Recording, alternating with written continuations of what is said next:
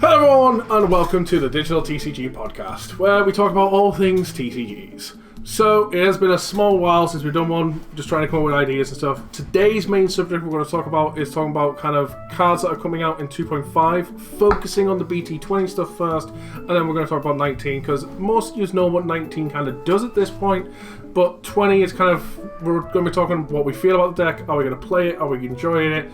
Do we feel like it's going to have any meta relevance at the same time? Is it going to do anything to the current meta, or is it going to become meta? All of our opinions. First of all, though, the guests we have joining us today are some usual suspects. There is a face missing from previous podcasts, but we'll get to that later. We've got Adam, Amy, and Shiro joining us. No, Trevor, he is ill. He's always ill. Yeah. Always ill. Yeah. Yes, cool. Thank you for that. So we... Yeah, that's true. That's true. Trevor, I'm on my way. But Are you live streaming? yeah, totally. You're going on this. For those that have watched my previous videos, you know I meant to do this on stream as well, and I never do. I meant to go on Do Not Disturb, I was the thing. But no, so we had locals today. We've had a few locals since the last podcast. We've had certain tournaments, so we've done the organised play tournament.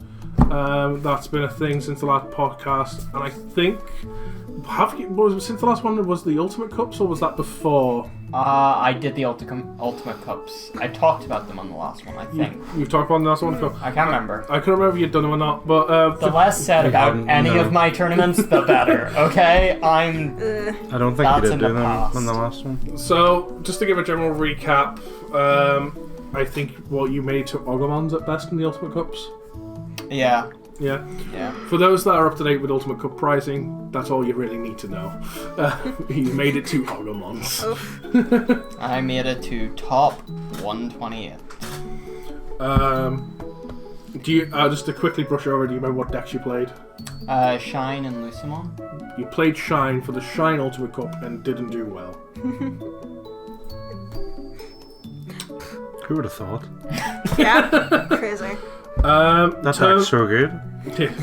Turn to quickly cover the organised play event tournaments.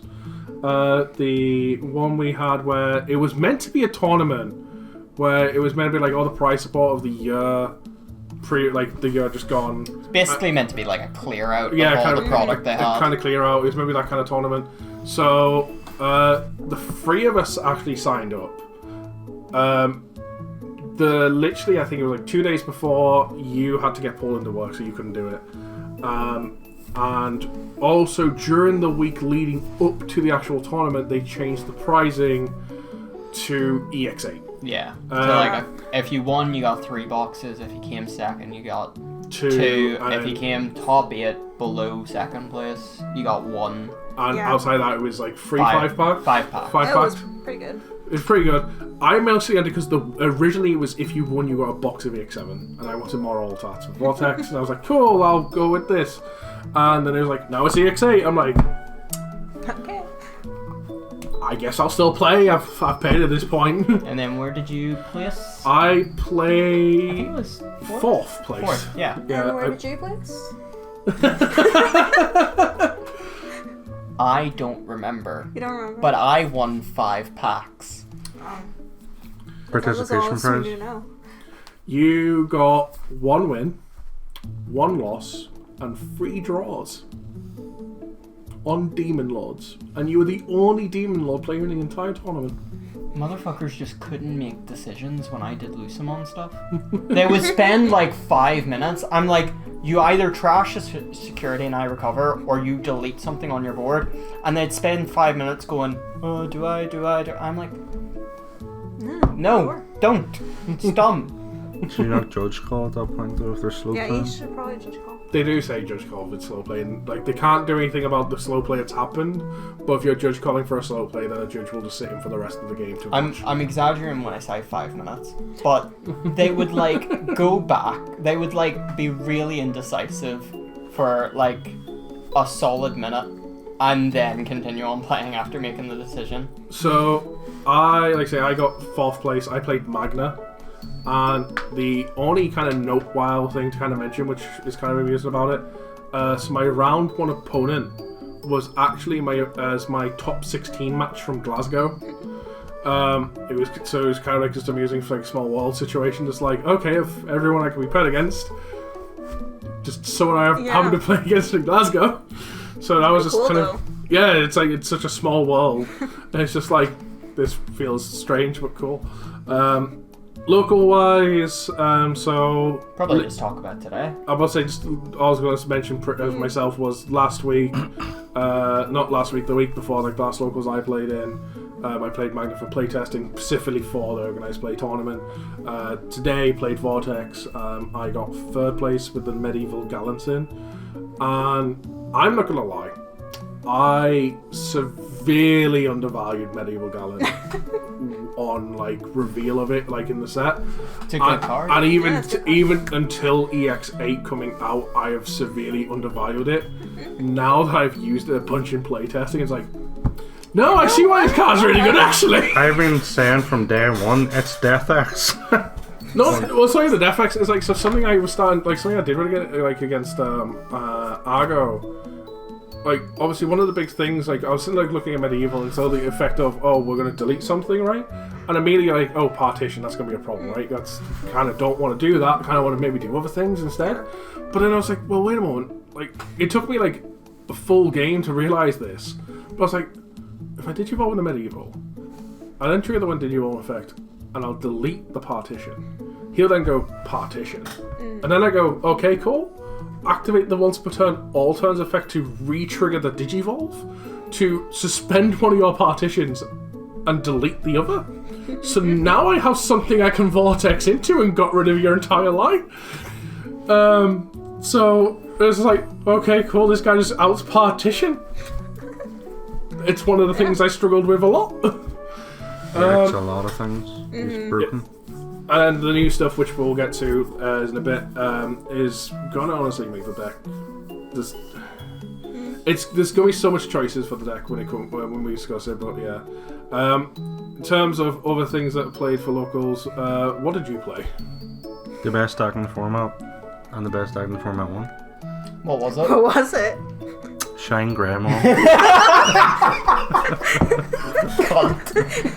Absolute dickhead. He played Galantex. Yeah. He played Galantex like a fucking cringe lord and beat everyone. He went completely undefeated, didn't lose a single game. I was this close. I barely lost to security. Yeah, This fucking close. didn't lose a single game. So therefore, he came first place in the locals. I had you on 2 security at one point. What was it? 2 or 3 packs of EX8? 3. 2.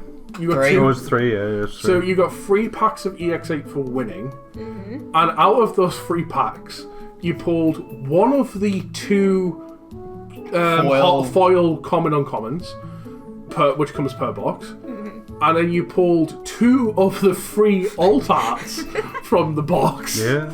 Out of your 3 packs, like. Built different. That's how you do it. You Never- were pretty flippin' blessed today, sir. Never punished, always lucky. It's good karma. It's karma. What did you But a play? cringe deck. I played Rocks. I played Pyramidi, and I went 2 for 2. I went against Shiro in round 2, and of course lost. And then I went against Lumi immediately after, and of course lost, because these 2 fuckers play decks where I cannot interact with them. Especially when I eventually figured out a major weakness of your deck. You can't do anything if I just hard play a Mega. Because I won that game, to be fair. But no, it was just, yeah, you won the game, but if I had blockers, like if I had shouted to block, you wouldn't have. But it was just that matter of like, even you were panicking, like, what do I do? 'Cause it's like, I was trying to think ahead. I was like, I'm gonna have to somehow like get the option card and like collision pierce through this thing eventually, because like or I'm just gonna have to ignore it. you like heavily rely on de-digivolving and then deleting like play cost 4 or less. And it's like, well, if I'm in a Mega that has no sources, which is very easy to do in Vortex now thanks to Medieval, it's just like, what are you gonna do? That's the thing about Pyramidi. The removal is kind of crap. Like the deck's really good. You should just play Machine Gun for him. It needs more removal tied to the actual individual and stuff instead of tied to stripping sources and putting them back underneath. Hey, sorry about that small cut there. As you can probably tell, we had a McDonald's delivery. We had to quickly eat some food and stuff. But we're back, and we're going to get into the main thing of where we're talking about essentially 2.5, like I said before, focusing on BT20 to begin with, and then we'll go into 19 stuff. So, as you can see at the bottom of the screen here, we have a lovely wheel. You won't be able to see every section, but it's talking about all the decks that come from BT20. So we're going to be spinning it around and wherever it lands on, and we're going to be kind of talking about it as as an open table, give our thoughts and opinions. We will be kind of limiting. We're not going to be going on forever like we maybe have done in the past. We do ramble a lot. Yeah. More so in private. And just to make sure we got through every deck as much as possible. There will be some decks where it sounds like it's maybe going to get 5 minutes, because there's not really much that we feel like we can say or we feel beyond that. And there will be some decks that may get like a full 20-minute rant back and forth. Right, we need to wrap this up and move on to the next deck, otherwise it's going to be the entire podcast. We just have two very strong, opinionated people. We do, and I can't wait to get to them decks. As we spent from, I want to say, easily 4 to almost 6 hours last night trying to come up with the idea of this podcast and how to form it, while you two were pretty much having the podcast in between trying to figure it out. Which is the exact thing I didn't want to happen. Yeah. But you two kept loading up anyway. So, let's spin the wheel and see what the first deck we're going to talk about is for BT20. Go ahead. Oh, I didn't know? Okay. Well, I can't see and I can't press. Fair enough. I don't want to put my hand over and actually press close. Alright, first one is Vortex. Vortex! I'll do a little. I think we'll talk about it in a bit, and Party's coming straight away. Awesome. Well, it gets 2 cards. So, quick question to add into this discussion, because technically it's in the kind of time frame. Do we want to also talk about the addition of the promo cards coming from the tournament, since it's kind of inside the same time frame as the set? No. The promo cards aren't until March or April for us. No, Well, the tournament, they're no, they're right out. now. They're right now. So the tournament, so the pack with the promo is from January to March, and our local, Oh, the night before. our local Dragon Scale was meant to have them in, and he has confirmed to me today they're going to be in for next week. So as of next week, we'll be starting to get the tournament packs with all those promos in at our locals. I think we just leave it to the cards coming in. 20. Okay, fair enough. I just want to know if you want to add that into the discussion or not, especially because obviously there's like your pyramidi and stuff later on and things like that. We'll just leave it. Okay. So the main things is we get a new Tamer and we get an Ace. They're the big things that Vortex gets. And it's a secret. It's a secret, and it's going to be a secret. It's going to cost me like 40 quid each, because I've not had a secret that is going to be a mandatory fall off. So we'll start off with the easy thing. I feel the Tamer. I like the Tamer. I feel like it's like a 2 of at best in the deck, as it can. First of all, it answers a problem the deck has of if needing to build a secondary. You okay? Yeah, I just got rid of that Sure. chills. Yeah. Of where you normally need to build a secondary line or have certain cards ready to go to get your opponent's body suspended in order to get Vortex up and running again. Because it suspends when your opponent's situated. Yeah, right? so it can suspend, and I can't remember the exact timing of it. If you want to look it up for me real quick, I can't remember the exact timing because there's 2 separate effects to it, and they both got separate timings. I think the suspend is part of end. I could be wrong. But the other effect is you can choose to... So it's cost of free to play. And you can bottom deck it to play a Shoto from hand. Yeah. It's essentially like Taiankari. It's like the Taiankari, so it allows you to play either the EX7 or the Structure Deck Shoto. Any of the Shotos that will release in the future if there's going to be any more. Or the promo one, the old promo. One thing to note, which is very dangerous to think about with this Tamer, is it just plays a Shoto. There is no limit. So, they never would, but say if we got a 5-cost Tamer Shoto, because they have done 5-cost Tamers, it could just play it for 0. That's not that bad. A lot of decks, even if they have the 5-cost Tamer, can play it for free. So, Some way or what is the another. timing of the card? For... Yeah, so obviously the start of main phase is like the Taiankari card.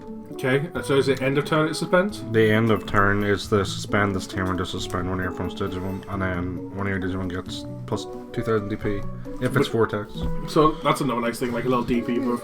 Because Yeah. right now, the outside of the ace, the current main Vortex things. So you've got Structure Deck as Safaga, which is 11 by itself. We've got Medieval, which is 11. The EX7 Safaga is 12. Yeah. So it's a little bit strong, but 11 is a little bit on the weak side of things. So getting that plus 2000 is nice. So yeah, like that kind of answers the problem the decks had. I feel like it's. Is it Shoto like in Neum or like? It's Shoto. So if you want to. Okay, because that's something like if they did dual tamers. Yeah, so if they did dual tamers, in fact, it might just be Just Shoto. play Yeah, one that's what I Shoto Kazuma, but usually the Yeah, dual tamers will have like a rule. Yeah, Yeah, then, they usually have a rule that it classes it if it is a dual tamer. Which, speaking of which, going off where the comic's going, we might get a Shoto Owen, just That's because what I was the thinking. comic is showing they've clearly got a past. So I feel like if Shoto maybe has the chance to maybe have a dual tamer with anyone, it might be Owen. Yeah. could easily be Arisa as well, though. It could be a few things, but I feel like Owen is showing like the biggest candidate for now if they were. Imagine overclock Vortex. Honestly, I could imagine if, like, say in the comic they decide to do, like, cause we've already seen them do like a 3v3 team thing, right? That obviously exists in the game. Could you imagine where we see them, like, actually for the first time of like, let's do a tag match, and during the tag match they unlock the dual tamer, could sport for them working together. Possibly. That would be awesome. But The Ace is pretty good, though. the ace is really good. So the ace actually, the ace can, first of all, it's level 6, so you can counter time over your level 5. It has black text box to Digivolve for the cost of 1 over a level 6 Vortex Warrior With that has a play cost 11. of 10 or higher, I think. 11 or less. 10 or higher. 10 or 10 or higher. higher? Because if it was 11 or less, it could Vortex, it could blast over itself. And they've purposely made it so you can't. Ah, that's it. So it's 10 or higher, so essentially you can counter timing over your level 5 or any of your current level 6 Vortex Warriors. Yeah. They're all prime candidates. It is kind of like a burst ex-ante, but it's like a powered up kind of... It's clearly that's how it's meant to be thing. It's kind of represented like that. But It's got Shoto built in. it's got EX7 Shoto built in. So it's got Vortex naturally, but it's also got Piercing and Blocker naturally, and it's 13k. The only thing it's missing Yeah. is like fucking bonus security. Yeah, so it's also 13k, so it's pretty beefy by itself. Yeah. And What's the play cost? Like 8, right? play cost 8. Yeah, it's right here. Oh. Yeah, Oh, I yeah, think it that's not. And if I remember the card off the top of my head correctly, it's like when a Digimon suspends, it can unsuspend. Yeah. So that's just like open up to anything. Like you kind of attack, I'm gonna unsuspend. I'm gonna attack you, I'm gonna unsuspend. Like it's just anything. It's Definitely, so good. it's so crazy to think about that. And then it's when Digivolving on play is something like you can suspend a Digimon, and then for like every 2 suspended, you bottom deck 1 or something like that. Yeah. So it's got great defensive value. Good removal. Oh yeah, you're looking. That's a solid top of my head. Obviously, it's also for how good it is. It does feel like it should be almost like a level 7 for the deck, but it's only like a level 6 level 4. Pretty much it is a level 7. Yeah, but it's like it feels that way with being an ace, but the counteract is it's only overflow 4. Yeah. I feel what these 2 cards for the deck will do. The ace more so. The ace might become a 4 of in the deck. I don't think so. I say I might. I think it might only because you can play it by itself. Like you can replace Digimons with it. Like it's very good to have it. It's gonna be pretty good. I think 3 is the magic number with it. It probably is. Especially because it doesn't have the protection like the starter deck one does. It doesn't gain any protection unless you've done level 5 or level 6 beforehand. It's an ace, like, so there's always a risk to it. Oh, Like, there's 3 always is probably the magic number. Ultimately, my closing thoughts kind of on it, if anyone else is going anything to add for mine personally, I don't think this deck is going to be like top 3 meta candidate, No. but I do think these cards could be enough to see it in that good, strong tier 1. I could see it get If it a was- few tops. If it was released with the stuff we have now, I feel like Vortex would have become like a meta deck. But I don't know. Vortex has always been like a little like Outland card for some reason. It's never just been Taken there. off. I think if the meta shifts to people actually playing the game and not just OTKing, Or not just, I'm going to set up unaffected Digimon. yeah. Number Really? 17. Which, funny enough, I've noticed it. something you bring up about OTK real quick. I remember this being the thing, just to randomly kind of bring it out. When we got BT14, obviously they changed designers back in Bandai of like how they were designing cards and stuff. Things are really. I remember the designer making a point, because if I remember correctly, I remember them also being like kind of in charge of the ban list stuff, or at least having a strong influence of what cards were getting hit on it. And the big thing they were trying to do was get away from OTK. Make it so you cannot OTK, and the idea of them was you play a good few, if your security gets hit, they get a turn. That lasted 0 sets in BT14. They made one of my favourite OTK decks of all time. Yeah. The original Fenrir Lugumon. Yes. That's what I mean though, that's why I bring it up. I remember that being such a big thing about 14, of like, they're making a statement of like, we want to get away from the OTK. And they really never really stepped away from the Definitely OTK. still took a bit of time. That's the thing. I feel like they wanted to move away from the OTK decks that you just sat on a level 5 and raising. Like Fenrir wasn't that. You would raise on a level 3 and then go up your line to do the OTK, which is still kind of the case for a lot of the fun OTKs right now. Like like Rocks, you kind of raise on a 3 or a 4 and you go up your line. Fenrir, you kind of start at a level 3 still, even for Takumi Kazuchi, and you just go up your line. I'm trying to think of like other OTK decks right now. Before we're going to tangent though, let's just finish talking.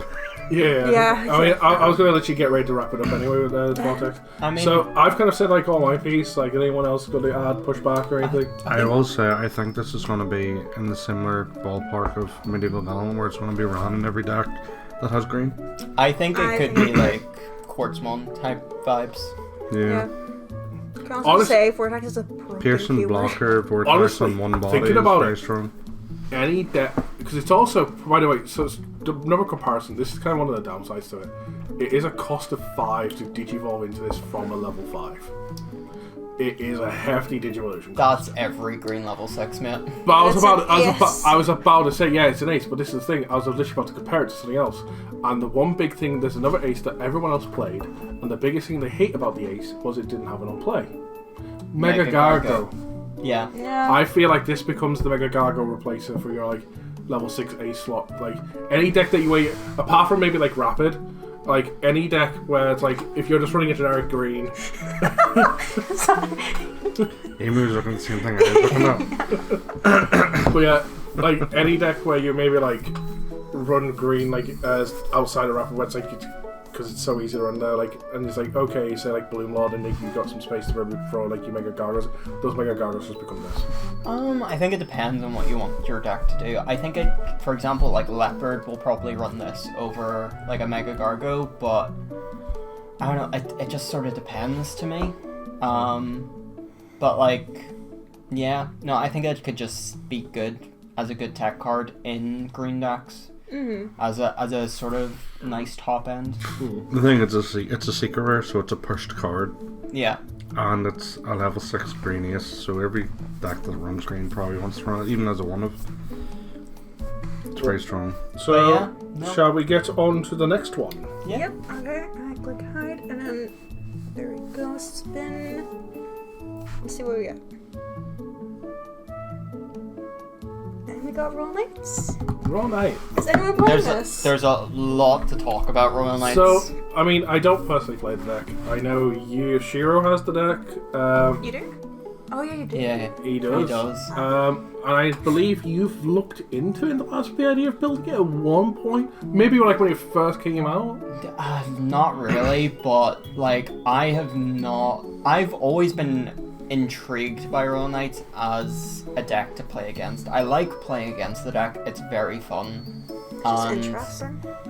I think all of the new support, not only in obviously just 2.13 2.5 and BT20 by itself, like, but also the steady support it's got in every set. Like, it's built into a very different deck than when it released back in BT13. Like, it has aces it can play in the deck now, so you can play stuff out for even cheaper. The new boss monster in 20, the OmniX is fucking cracked. Which is the second secret rare as well. It's the second secret rare. So we've talked about both secret rare decks now. Yeah. So I mean, just to kind of go off the top of my head, so cards that are from like the BT20 side of things for Royal Knights, we're talking like Cool Boy, or Mechamon, OmniX, and then any of the Royal Knights in general type. There's a lot of Royal Knights in the set as well. Yeah. So there's the Examon Ace, which we'll talk about that in terms of the Examon deck later as well. But there's the Examon Ace, the Alphamon. Probably doesn't get run, but it's still always an option because it's a Royal Knight. And then you've got the Jessamon and Gankumon, as well as their X-Antibody forms in this set. You don't run the Gankumon. No. It's only for the GX deck. Yeah, but you would run the Jessamon because it spawns out a blocker Yeah, it and stuff. replaces the old Jess one. Yeah.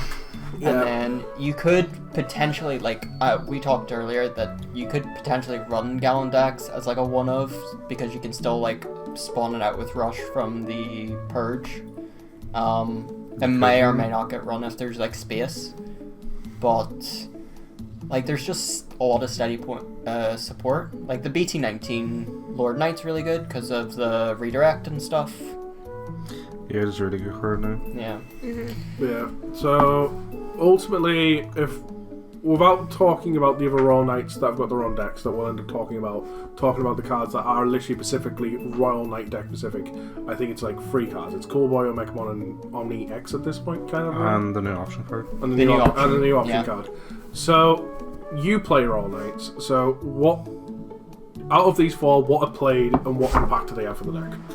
So basically the option card is probably the best addition. It gives so much consistency. It's basically a searcher and protection at the same time. You're always playing it for basically less than its cost because you're gaining memory back from the. You're basically breeding playing it as inheritance. like a memory boost. You don't get the memory back, but it's a searcher. Yeah. You're By probably turn gonna 3, run. it's 1 cost, right? Yeah, turn 1. I think it's 2 costs or something like that. Does it cost 5 to play or 3? 4. Alright, so it'd be 3 costs at turn 1, and then it goes 2, then 1. Yeah. So 1 cost like memory boost is fucking insane. Well, you don't get the memory but like, yeah. Yeah. Having the search is really strong. The Cool Boy, from the list I've seen, you either run it as 3 or 4 of. So the deck just has like a shit ton more consistency now. The OmniX looks particularly good to me because the idea that you can be sitting on it, because with the option card you can like protect it from Yggdrasil, so you can just leave it out on the board for a couple turns, and the fact that every time you play a Royal Knight then from now on you can just go end a turn, give it rush, it attacks, and then it's just insane. Yeah. It does. I will say the one thing I kind of find amusing about the option card is like any other option card that has a protection like effect is normally been like, okay, if this is going to happen, we're going to protect it and then do this. This is the first one where it's been like, oh, this is going to happen to this particular thing. Nah, it's trash, and we say no. That's the entire effect. No, I just deny it. It's It looks pretty ultimate fun. protection too, because if it leaves, it triggers it. Yeah. And any like you can't do anything to it apart from de-digital. And because it's not going to have sources because it's Royal Knights, it's going to be like hard played, so you're not going to really de-digivolve it very often unless you do like the Omechamon play. So I was going to say, what about the Mechamon then? Does that have any impact on it? Alright, so the whole combo is you play it out, you put it in your breeding, and then if you're 1 or less memory, you can cheat out OmniX by topping your Probably doesn't get played like heavily. The but list it could I've come up. seen, you run it like the old one is a 3 of, and then the new one is a 3 of. Seemingly, I haven't got to play the new stuff yet, but seemingly the new OmniX is completely busted in the deck. Yeah. So, Well, I think the idea is now that you don't have to like explode with the BT13 Omnimon anymore to do the win con. You can like be constantly, kind of like Demon Lords, you can be constantly chipping at security as well to just add pressure to your opponent. You also have cards now, like or you can ace, where it's just minus 15k to Digimon till the end of the turn, or until the end of your opponent's turn, which you can play out for basically free very quickly. Yeah. And then So you you've have got all like them options. the BT18 Dionysius as well, which you can play on turn 2 for like 2 memory, or turn 1 on for 2 memory, like the old Magna, and just minus 6k and become a blocker straight away. I really don't know how good the deck's going to be, but it's definitely getting the most support. I think it's I think it's going to be very, very solid. I would say it's a contender for like the meta pick, like 100%. I would. You think? I that- know it's see people play it. Well, I That's say fine. you think it's going to be good enough to the point where it's going to be like one of the top dogs? It's got protection. It has Well, only Omnimon has protection. only Omnimon, but that's kind of all you need it to be.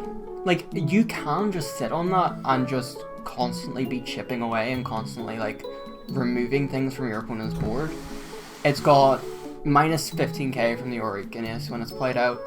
It's got built-in redirects, blocks, spawn more bodies, cheat out level 6s for nothing. Like, I think it's going to be as solid as Demon Lords, but it's going to be a little bit better because it's way more multicolored and way more less deletion heavy and more different forms of removal. Didn't all nights get meta at some point? Or were they like really close to it? In BT13 they were meta, and then they really haven't been since.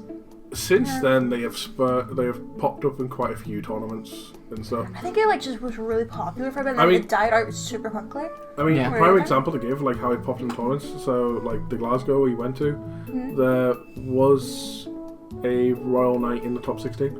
I played Was it Rowan. called Royal Knights? Yeah, it was actually Or Royal was Knight. it- Okay. Sadly, the guy I played against him in the technically made it to top 8, Oh. but then on deck check of Oh, going this to was top, this guy. yeah, it was him. Okay. That he kind of got disqualified, so then his opponent went to top 8, even though his opponent lost. Oh yeah.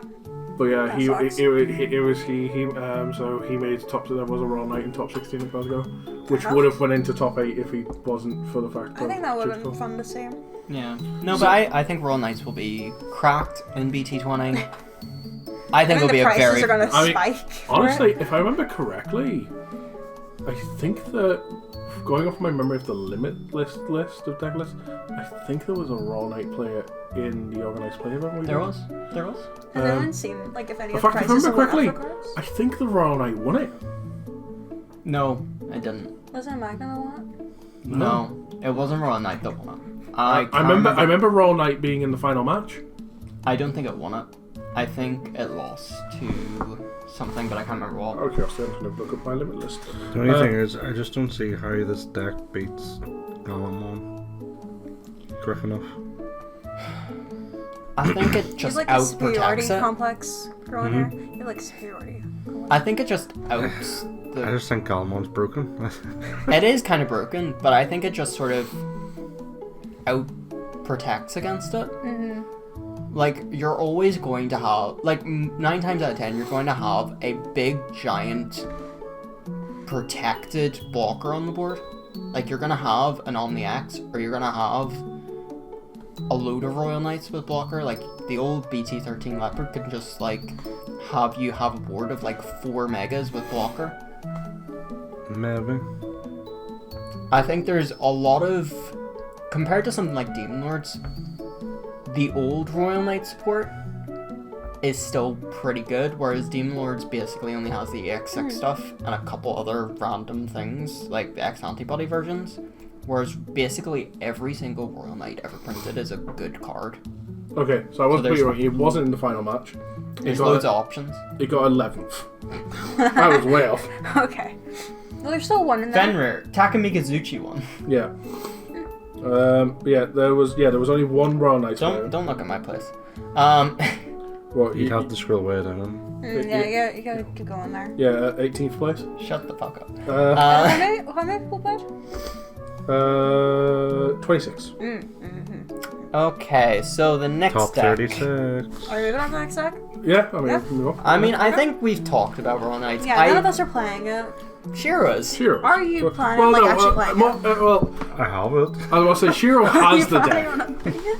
Are you excited for the cards? Are for Roll you Knights? excited, man? Not really. No. I am. I think the OmniX kind of makes it. It just- Like you've heard, I think the OmniX Okay. is really cracked. It just feels too gimmicky. I don't know. I mean, if it helps you feel real quick as a final note, just kind of for this guy's results, the guy that played Royal Knights, he ended the 5-round tournament on 2 wins, 2 losses, and a tie. So he was the middle of the road as he could be. Yeah. Go I ahead. think this gives it the edge it's been needing for a while. I would say it's definitely in a contender spot. Fair. But I could be wrong. I'm tapping this. Tapping it. Let's Come on, see. good deck, good deck, good deck. Yeah. No. It's Seadra / Deep Savers. So this Anyone got playing this? so this got 4 cards of support. Yeah. None of us really play it. But Seems interesting. honestly, it looks, I it was looks about really to say, solid. It seems like a good deck, but just none of us are really taken to it. It's not really any of our playstyles, but it's such a unique playstyle that a lot of us kind of go, that's cool, and we would like to see it played. Yeah. But not. It's like it doesn't really match any of our playstyles to the point where any of us are really willing to pick up and play it. I feel like if we had the pieces, probably like someone put it together, maybe, and then we like sort of like I think communal the thing. I think the Giga Seadramon is incredible. I think the D-Digivolve 2 it can do is really, really strong. I think the only issue with it is that it's Seadramon, like it goes on top of like metal, and so you're digivolving on top of an ace because that's basically the only good metal Seadramon. And there's just not a lot of room in Deep Savers to like put it in like consistently. There's cool combos you could do with like the old EX3 Agistramon where you can trigger its effect to play out the Giga Seadramon on your opponent's turn, and the Giga Seadramon will see itself in D-Digivolve too. But it's not gonna like be changing the meta. It's like it's No. very niche. It's definitely fun. It's just kind of cool. I think all the cards are really written well. Like the mechanics of them are good. I Well, enjoy that- them. I feel like It's a literally good deck. I feel like it's a deck I would like, but I have See, a and I phobia feel of blue. I don't like Hey, blue. it's I'm part trying to black. overcome my blue. Here. Hey, look, you already play some of the cards for it with your Omni, though. You play like Mm-hmm. Metal Seadramon and stuff. Yeah, I really like the art of Metal Suitor. It's really cool. Yeah, I think the Giga That's the Seadra reason. alt art looks gorgeous. And like your Ice Snow deck's sort of like, I really like the look of it. Yeah. I think blue does somehow Blue's have some of the getting best there. art. Blue's getting like a place there for me. But like I still just Blue can't get needs over it. nothing else. Blues. I need to calm down for a moment. Yeah. This was basically the only Ban blue the cards dogs. in the set. Ban the dogs. Ban the wolf. Yeah, no, there's I not feel really like much it'd to be fun say. Sort of like make it as a side deck type thing. Yeah. I never knew it though, because I don't know why. Like everything looks good, and it's really bugging me. Seadramon Tribal is finally a playable kind of strategy that no one ever thought would happen. But yeah, Bandai sees things. it's not awful. It's just okay. It's just okay. It's just okay. But in terms of meta impact, like you say, it's one. It's going to be the one that's fun decks to definitely play. It'll be a fun deck. It's not the deck that you're going to take to the tournament with the mindset of this deck's going to take me to victory. Yeah, It's this gonna- deck is going to I know be some people 300 who other would build people. it and believe that. It's going to be the deck where if you take it to a locals and win, that's the icing, like that's the cherry on top, right? Yeah. It's a matter of you've took it to locals of, I'm going to have a fun time. I know the deck's not utterly trash. It's not going to just not work. You know what I Yeah. mean? It's not. It's just. It's going to do what it wants to do, and I'm gonna have a good time doing all of it. And I'm gonna struggle Yeah, it's against gonna be certain a matchups, fun but time. I'm gonna go away having a great time. And like I say, if you win, it's going to be the cherry on top where it's like... If you can cool. acknowledge you're not going to guarantee wins with this, and just play for fun, yeah. I will good say, time. I think it has some of the best removal possible, which is Blue. de-digivolve and then bottom deck Yeah. afterwards, I which do is love a actually pretty de-digivolve. strong. I do love a de-digivolve. And then Digivolve's bottom deck, so perfect. it's just complete. It's not deleted, it's not in trash, you can't get it back. It's at the bottom of your deck, you have to search all the way back through it to get to it again. Awesome. I think Not that's- for some decks. I think that's pretty, not really, but I think that's pretty good removal. It's also obviously like all the decks in this set pretty much. Well, the set is called Over the X, right? Yeah, it's X It is an antibody. X antibody deck, which means Protoform, BT9 X antibodies. Yeah, so essentially all this stuff's gonna be a bit more pricey. Yeah. Which is, you know, if you haven't planned ahead for it, really Protoform good, reprint Wham. I have to say, I It should think be I getting think the reprinted. Seedramon stuff is going to be like pretty cheap. I'm I also- think Giga Seedramon is going to be like a £5 super. but- What about these? So- I think this could maybe be my first blue deck. Yeah. Go for it. Really? Yeah. No. Yeah. Yeah. So if It's got no, black in it, so yourself. Yeah, it has black exact. Yeah. so if You're the no one black else, no one else has anything to add to this, one thing I want to touch on what you say about reprints, just to take a little time from this, and if no one's else to add to the Seedramon thing. One thing that I discovered recently, obviously we're coming to this whole unification with Japan and sets coming out and stuff. So 2.5 is our way of syncing up, and outside of that, the only other set that's not unified is LM5. We're getting the new cards that are from LM5 as box toppers for BT21. But we will get LM6. Now, the LM sets in Japan have always been, here's like 6 brand new cards, a bunch of reprints. I have discovered, through research, we are getting limited reprints, where Japan's getting a hell of a lot more still. So when we get LM6 at the same time as Japan, we're going to get like 4 to 6 reprints with new artworks. Japan's going to get 30. What? Yeah. So Are you really sure that's confirmed and not just a rumor? it's confirmed. I do feel though Nonsense. like it's been like that from the start of the game because the Western market's a lot different. Maybe so, Yes. but I mean, the thing is, at this point, you got to think. So, I think apart from LM2 and maybe LM3, every other LM set has been reprints. Like, there's been 6 new cards and then reprints for Japan. So they've had a lot of old cards reprinted. In this side, we've had 1 singular reprint set. I do feel like in the West at least, like card game secondary market is a lot more important. Yeah, I would agree with that. Yeah. Yeah. Right, okay. Do you want to go ahead and spin? I'm just going to quickly put a top on them in local. Sure, you tap it. Go ahead. Who wants to tap? Cool deck. Go, fast as you can. How where I put my top? Oh. And we're at Chaos. Chaos. My boy. I should have followed on for this. Apart from the Volderarm, I don't really know what a lot of the other stuff does. I know there's a Leomon line, which kind of looks okay. I mean, the egg's He's why looking for another reason why it's good. the egg's pretty good, allowing you to The egg is digivolve really good. up for like cheaper is really strong. Isn't all the most of the decks? I was just like digital for cheap. Yeah, you just Isn't that like the same for like new Examon things where it's just like Well, I mean, so Get that the line. thing to note, the Valgeram we've got, so essentially, so the way I'm seeing this is the actual level 7 Valgeram, Chaosmon Valgeram. That is the main, it's the main thing in the sense of it works almost identical but unique enough in the sense it's a different form than the Chaosmon we got in, I think it was 17, because it's got 16, because it's got partition and all that Yeah. stuff. Yeah. So it's like it's almost the same card, but it's the Valdramon Yeah. form. Because like, and I honestly, I kind of almost feel that it's meant to still just kind of go with that deck. Because it honestly feels like it is. the Leomon, like the 2 lines building up to the Megas for this set almost just feel like well, we've made Valderam, so we may as well make the line. You know what I mean? Yeah. Like, let's just throw it. It kind of feels that way.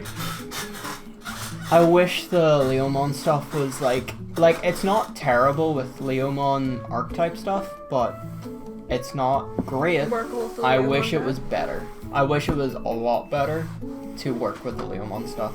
Yeah, because they could have done like 2 or something with it, but The I mean, they best- could have just had a Digivolve over stuff for reduced cost. Just have the level 4 Digivolve over XL level 3 or Leo or Elec. That is one thing I'm interested Okay. about. How did they get to for the idea of like, okay, so we need a keyword that ties these two types together because they're a part of the one deck.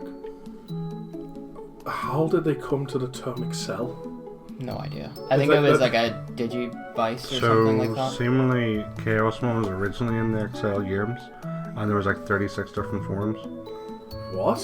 Yeah, and then they retconned it to have like 3. oh. I would love to So see what these it's See, I 36 did forms research on were. this Digimon, and I found out like this version was like really cool because like Yeah. incomplete and was like never meant to be. And I was like, oh, that's so cool. And so I personally just like the card for that. So for example, I think there was 6 main forms at some point, but in the game there was like 36 or something. But in the Ultimate Chaosmon art, the old forms are still on the art. So like, you know, the arms, Yeah. they're all from the other different forms that aren't actually in the game anymore. Oh, that's So kind of cool. cool. I would love for them to revisit that. Because I know that's something coming from like the anime perspective and stuff.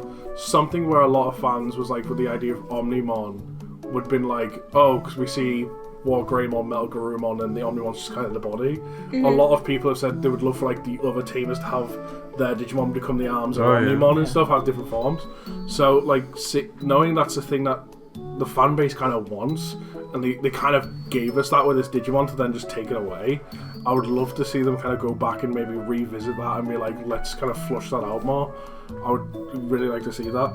Speaking a bit more on the cards, I think it's very easy to kind of, I brought up with you earlier, Shiro, of kind of do what you did with OmniZoo and make a sort of Chaos Zoo kind of deck where you just play out level 6 aces and stuff, or I know a lot of the level 6s made for the old Chaosmon, and this can play out for reduced cost if you have another one on board or something like that. So like, you could just play out level 6s for really cheap and just DNA into level 7s over and over again. Is this your suggestion for Kelsey? I do think the best card in the entire deck for this set is the option card. The option card is really fun. And I think this deck needs another wave of support. Yeah. Another one. I don't think the current line's very good. Yeah, it's just a bit there. It's very basic. I know one of the level 5s, the Loader Leo, is another one of those Digimon that we've gotten in the last few sets that stop when Digivolving effects happening. And I think that's pretty strong because it's also a black machine, which, it's not Cyborg, can't go Machine Dramon, sad. But it is, kind of has that space where it can go in a lot of other decks and just kind of work as another yellow card that just says you can't do your when Digivolving effects. I think I'm gonna say it a lot though to try and counteract aces. So Yeah. Mm-hmm. Aces are too strong, so they're just like, let's just stop them activating their effects. That's why Lord I think it's Nightmon was so pretty good at the very start because it just stopped aces. Yeah.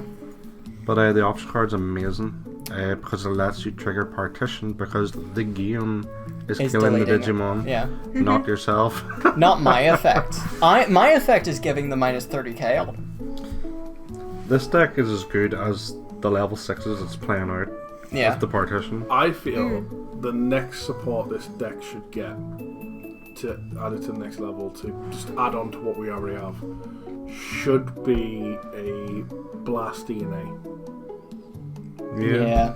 I think that is probably Because what's missing. could you imagine where, like you say, you use the option card, and then at that point you go, cool, right, minus DP, game mechanic, partition out the 2 pieces to make it.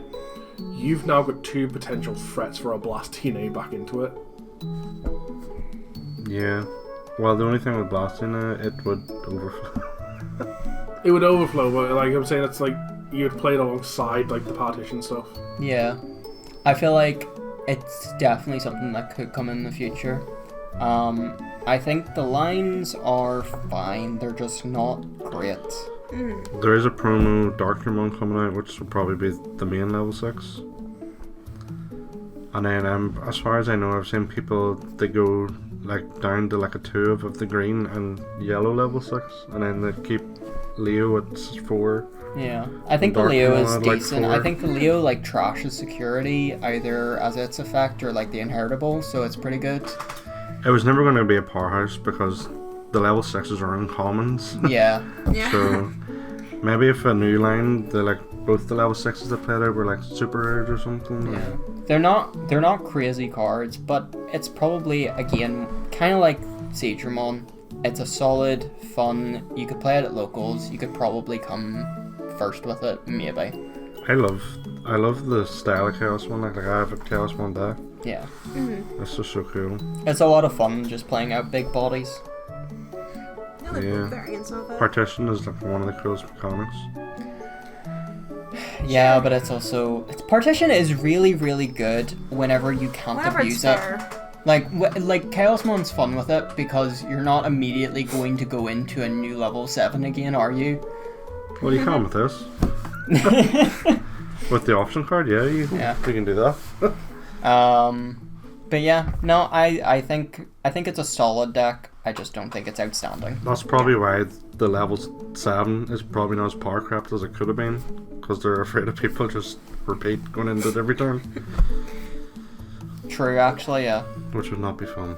The fact, to be fair, there's a large combination of colors you can use with these level 7 DNAs. We've got this Chaos Velder arm, and then even the Oryukin is like, it's a black and a yellow or red level 6, and like the ones from EX8, like we're getting like level 7s that can DNA from like loads of different combinations of colors, which is kind of cool as well.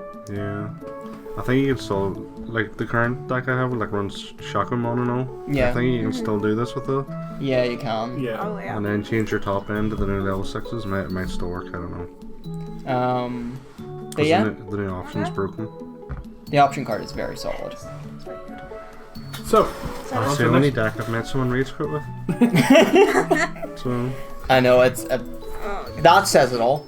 I mean, Okay. to be fair, the deck he made them rage quit on, I was designing the exact same deck, and from day one when I was designing it, didn't know he had the deck, and from day one I'm going, this is going to be my ultimate troll deck. That was the entire purpose. Okay, I'm done with this. Yep. I think we forgot to remove it from the wheel. Oh yeah. If it comes up again, we'll just do Yeah. it then. Takamika Suchi. Garbage skip. How are we feeling? Go on, Adam, give us the piece you know you want to Yeah. say.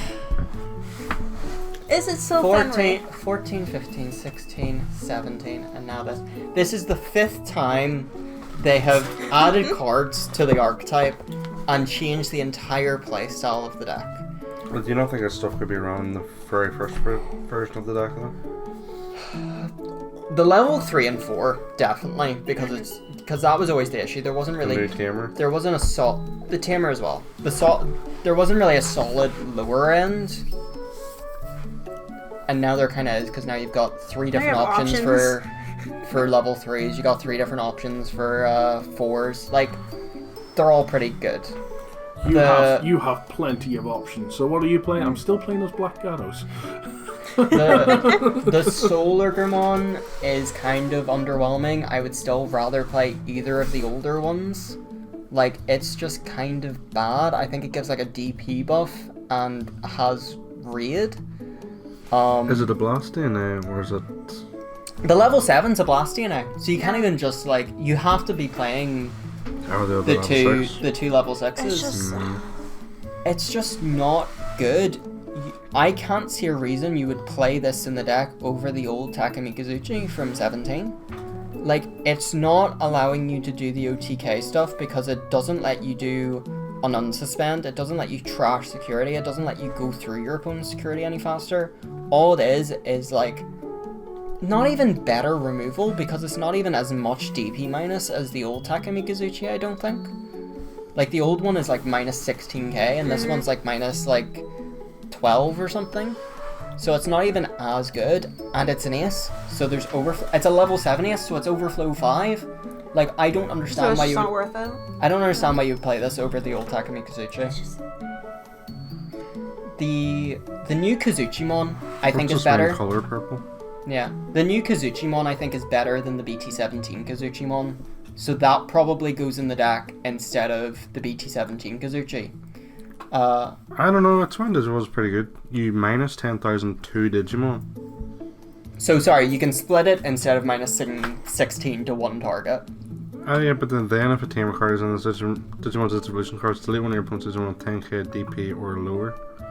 Yeah, so it's like, you're removing 3 bodies, but the old one went, I'm gonna minus 16k, unsuspend, set memory, and then just do it a whole OTK, and I'm going to kill 2 bodies along the way anyway, because the BT17 Fenry kills something, the Kazuchi Inheritable minuses like another 8k after you trash your security. So that's 3 bodies you're deleting already with the old line. Like, I don't understand why you would play this, except for the idea that you've somehow gone into a Fenrir and not gotten like the DNA off, like you don't have like Kazuchi in trash or something, or you don't have the DNA in trash, so you need to keep this like in hand so you can blast into. But I don't think you should be building to it. I don't think you should be building with that in mind, because especially with scrambles and the fact that it has more consistent bottom end now, like if you're not getting everything you need in trash like while you're doing your combo, I don't think you're playing the deck right. And just to be quite honest, if you're not seeing them, you just don't see them sometimes. Like, you should, like, if you don't see them in your hand, that's how you get them in trash at the first place. So if you're not seeing them in your trash, you're not seeing them in your hand either to blast DNA with. So it's just not as good. Doesn't the new Pokemon level 6 have a keyword that can be searched? Well, not a keyword, a trait that can be searched for the entire... Yeah, they all share the Seeker's trait. So the new Fenrir line and the new Pulse line. So it's slightly more searchable. That's why I think the Kazuchimon is the only card, apart from the Lugarmon and the Lugamon and the Tamer. The Tamer's pretty good. The Tamer's not only good for Fenrir, but it's good for Dexdora as well, because it gives Alliance and Piercing. So that's really strong. What are you looking for? This. I think the... Pulse one? Yeah, just to see what the inheritable is of the old one. I think the new Kazuchimon is better. I can't remember exactly what it does, but... remove a card from your security stack as a Stitch 1, spend Lugamon and name, when your opponent gets minus 8,000. Yeah. So what's the inheritable of the new one? What, the new level 6? Yeah, Pulsemon level 6. The Kazuchimon. When your security stack is removed from, if the Digimon is Fenrir Lugamon, its name, recovery 1. Yeah. All turns once it's per turn. So I feel like you could easily maybe play the current playstyle of Takumi Kazuki while replacing out some of the cards with the new stuff. Like, you had the ability to search for the Seeker trait, and then you'd rather have the Seeker Pulse as the Yeah, Seeker Kazuki. that's what I'm saying. Like, the new level 6 for Pulsemon is better in the deck. I believe it also has a better effect when it's played out as well. It has no on play. Does it not have anything? But it can When digivolve Digivolve off of purple, can't it? Yes, it can. There you go. Different card to go into if you need to. I think it's just a better inheritable. I think it... From what I'm reading here, none of the lines have protection. No. Which you sort of need with a Blast DNA deck. Yeah, the Ace It's just is weird. Or just it's very telegraphed. it's just kind of bad.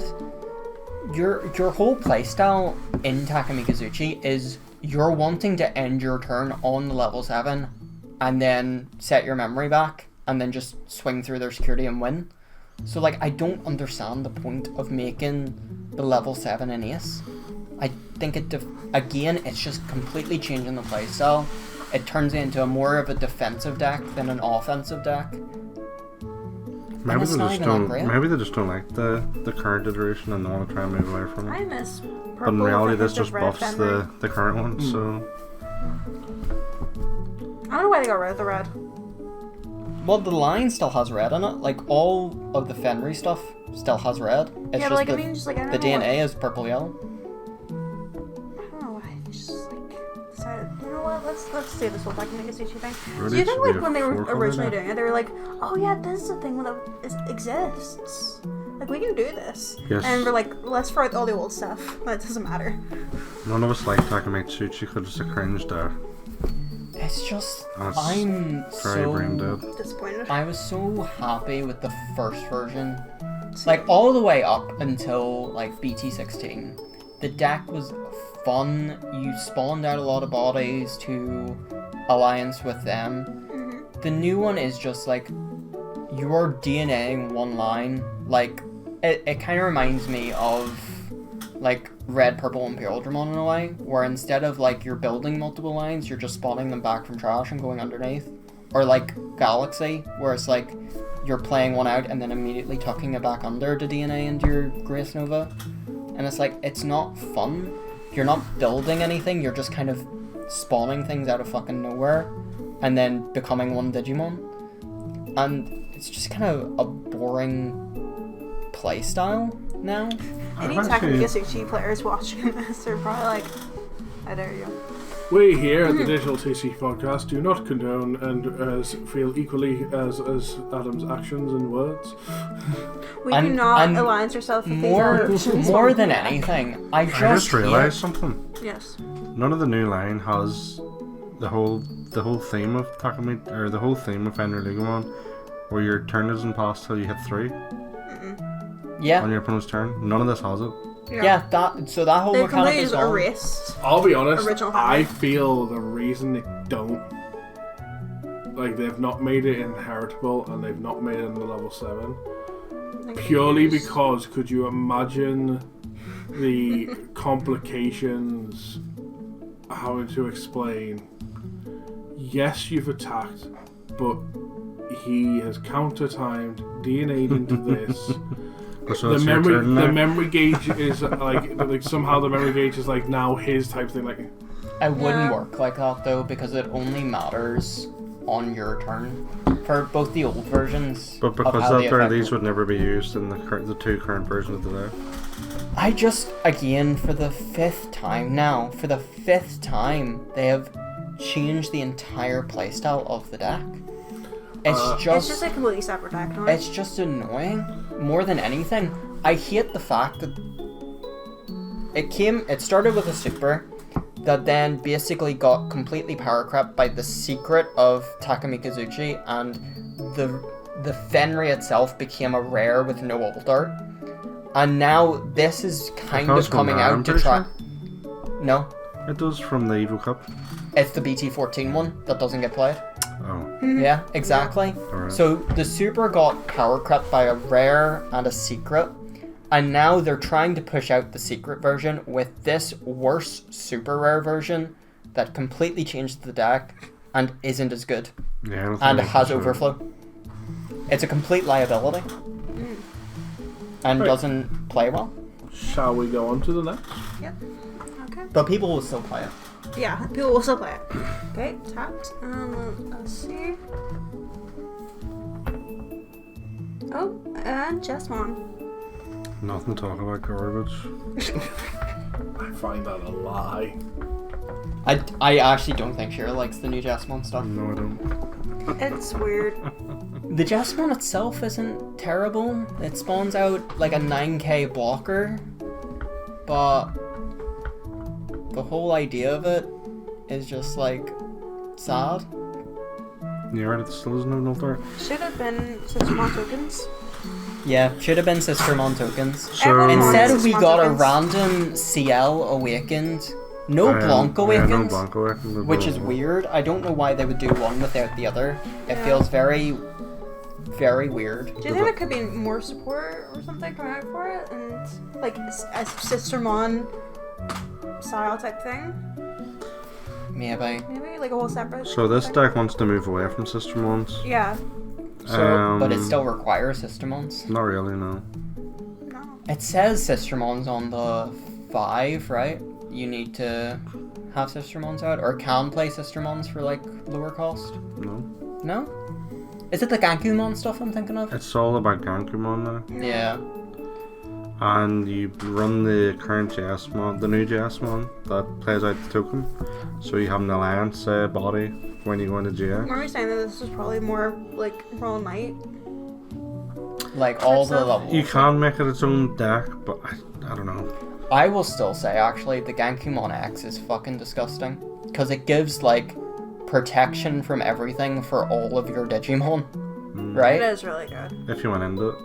Yeah, but I think that's a bit strong. It will be ran in Royal Knights, for example. No, I don't think it will. I think it would be. I think it'll be a choice. Like, if you just go, everything on my board is untouchable. Is it on Digivolve? I think it's on play when Digivolving. I'm The not X 100%. antibodies don't have the on plays, I don't think. I think it's just, it might be an end of turn. I'm pretty sure. Well, I know JSX Gra- doesn't have an on play. Grab up the Ganku X. That's what you said. Because No, it I does- think it the doesn't have an card on is play. pretty good. Oh, that's It's just opponent's turn, all your Digimon with Systemon or Hookmon in their names, or the Royal Knight trait, get reboot and blocker. That's it. That's all it is. Is the when Digivolving the protection? I thought it had Yep. protection. No, the when Digivolve is protection. Oh, okay. Mm. Oh, yeah, because Oh, I well. thought we were getting a new Yggdrasil that lets us Digivolve. But we don't. No, that would be. Thinking back on that, that would be extremely broken with Magnax and Galdax. Yeah. But yeah, I mean, so I play the current version of the deck that like focuses on just going up in the DX and trying to win.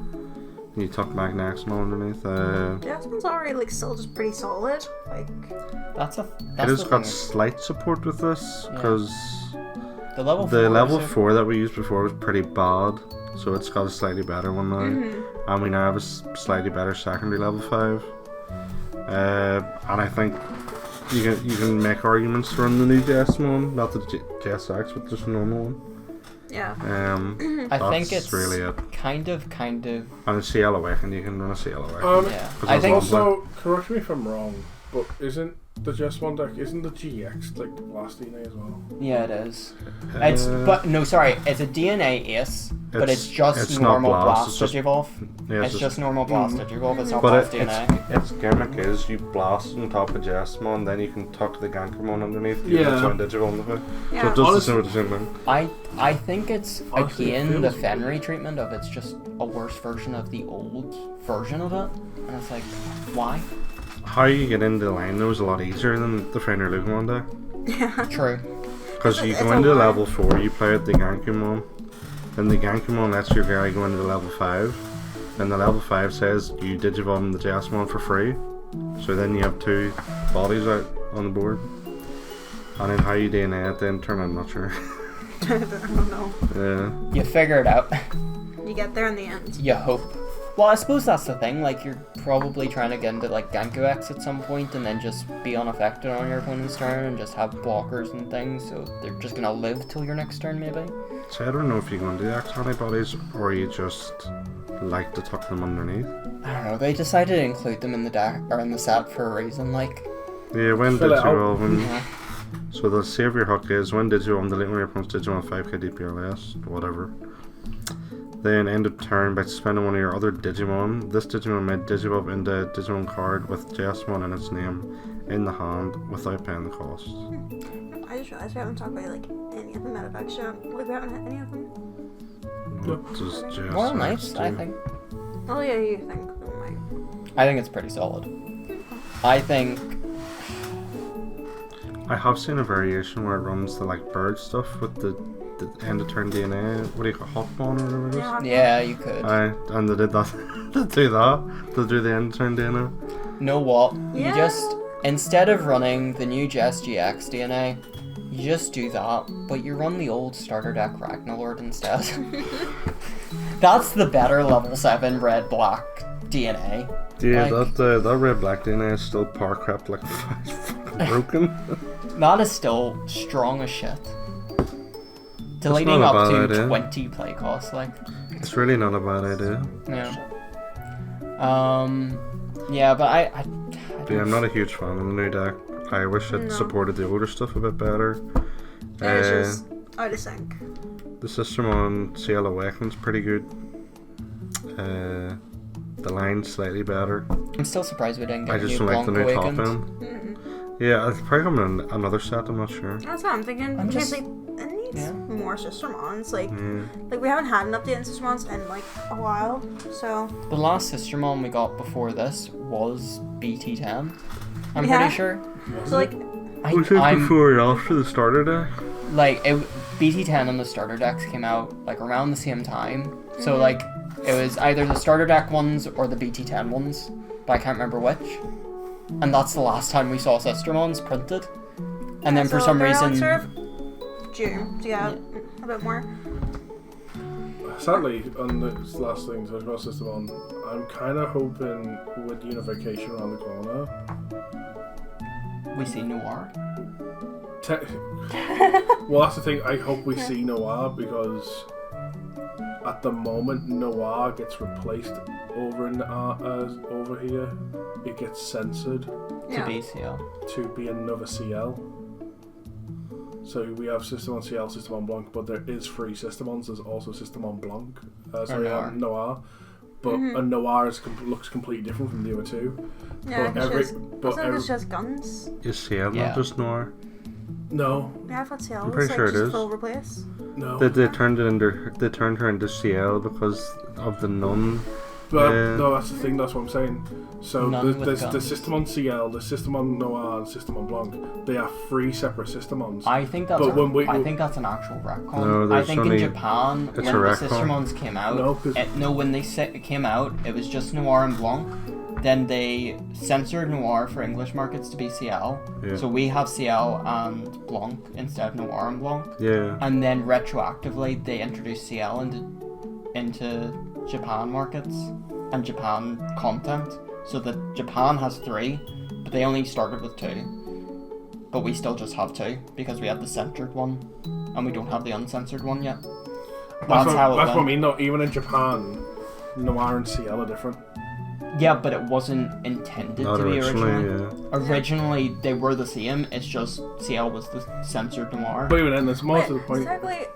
Is CL then just a TCG limited then Digimon? No, it's there more- is it's- one CL in Japan. The other CLs that we have are Noirs for Japan, but there is one CL, and I think it's the one that lets you Digivolve and then gain a memory back. That Okay. CL is also a CL in Japan, but No, all I the mean, other like- copies of CL are Noirs. No, I mean like as in like just a TCG Digimon like exclusive. No, that's what I'm saying. Like, there is a CL in Japan. That card is a CL, but all the other CLs that we have are Noirs for Japan. Okay. Yeah, System on CL was So- created as a redesign of System on Noir due to religious sensitivities. Yeah, she was designed as that. System on Noir is a puppet Digimon, as is a nun Digimon wearing as a club Blanc in the shape of a black cat hat. It's the elder sister to System on Blanc and the twin sister of System on CL. So, and this is on the Digimon wiki. So, in terms of lore, there is 3 Systemons. But what I'm telling you is that wasn't the initial plan. No, for maybe them. not though, but it's more the point of, even in a reference point, even if it was a redesign type thing, like they kind of say for the card game, Japan still has all 3 Systemons in some way. It's not just for the card game either. It's all Digimon content. Like, even in like the games, like CL is like Noir is censored to be CL. Yeah, I know in the game she's also Yeah. censored. That's what I'm saying. Like even in the Digimon lore, they reference. I mean, it's not. They don't like say I'm on Noir's page, and they don't refer to Noir as So you're saying Noir's. it's not like she wasn't originally there. It's on the page they don't refer to as she was redesigned to CL for sensory regions and therefore CL is now Noir. Like just for going forward, it is Noir is CL's twin sister and Blanc is the younger sister.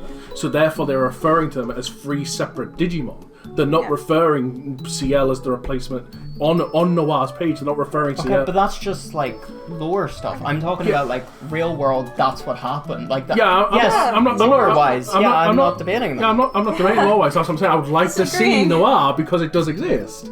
I don't think we'll I see didn't say Noir I over didn't here. want though. to. I'm just explaining how it came to be a bit more accurately. That's all I did. Oh no, I wasn't denying how it came to be accurately. Yeah, it's just Like saying that I'm they aware exist. I'm aware it was a sensory thing. I was just explaining. So it a bit better. I remember when first looking at the Jessmon deck, which is why I was going to bring up. I remember when first looking up, and I was like, didn't know the card names specifically yet, so I had to go off images, and I was trying to find this image of a card, and like I was typing in, and there would be one side where, like, I had a better image, but I could find the card name. I'm like, oh, System on Noir. Try and type it. I can't find Noir in these card databases because they like it became System on CL over here instead of being Noir. And like the type of thing where it's like, because I know Noir got heavily censored for our market to just be CL, simple as. Yeah. I know that's a thing, but I'm hoping with the unification, because Noir, yes, they've going forward since then in Japan they've made it CL just to kind of help rectify. But I kind of hope with the idea of unification, if they ever did do a new Noir for Japan, because it is a thing in Japan, Noir exists, we won't get that censored here because of unification. That's what I'm saying I hope for in future. I would hope the same, but I don't think that's the case because with this new CL, Japan's also getting CL. I don't think we're going to see Noir in the card game again for a very long time until English markets become okay with not being censored. Well, it's not even English. It's not even English markets. It's I think they're fine with it. It's just they made the change years ago. it's it's a lot of people in the higher ups Yeah. and stuff. Right, next one. Okay. Hopefully it's something good. Something that's like actually meta. It's gonna be fucking like Examon or something. The best deck in the set. Yeah. No. Yes. Yeah. Yes. What is it? Imperial. Imperial. Yeah. Red, Uh, purple, Imperial. So, Amy, we're gonna go for a walk. Yeah. So remember what I said about how we were trying to plan this episode, and these two may as well have the podcast without being on the podcast. A good hour at least was these two arguing about. I the fell other. asleep during it. This was before this, but I still felt I was asleep during this. So let's start with the good side, Yes, 100%. and the person fighting the corner. It's not Clearly, that. Adam. Yeah. Red, purple, Imperial. As you know, I tried to build the deck. I did. I really did. Look, I'm not saying it's a I don't know bad why. deck at all. The new support in the set is good. I like it. I just don't think it's anything you know? out of the world. No, just the way he kind of said it was just like, I tried to build it. I did. It was like almost like no one believed him. Yeah. The way he kind of says, like, I swear I built it. No one ever believes me. Yeah, no. Anything purple. No, Or Tri-tier. I think the new support cards, some of them are very much better than others. But Shiro, go ahead. You're very excited for this deck. Well, I think He's ecstatic. Virus Imperial was already pretty good. It just had a really shit top end, which this fixes. I would probably agree with that. So like the secret rare fighter mode from back in the day, it ain't so good no more. So everyone just ran the BT12 fighter mode instead. With this, we'll probably go back to this. Sounds like a documentary. Sounds like a So- cooking video. Well, one thing I do want to bring up kind of slightly. So the virus line, we got a Dragon Mode Ace for it, but Garbage. what I wasn't even going to say about it being garbage.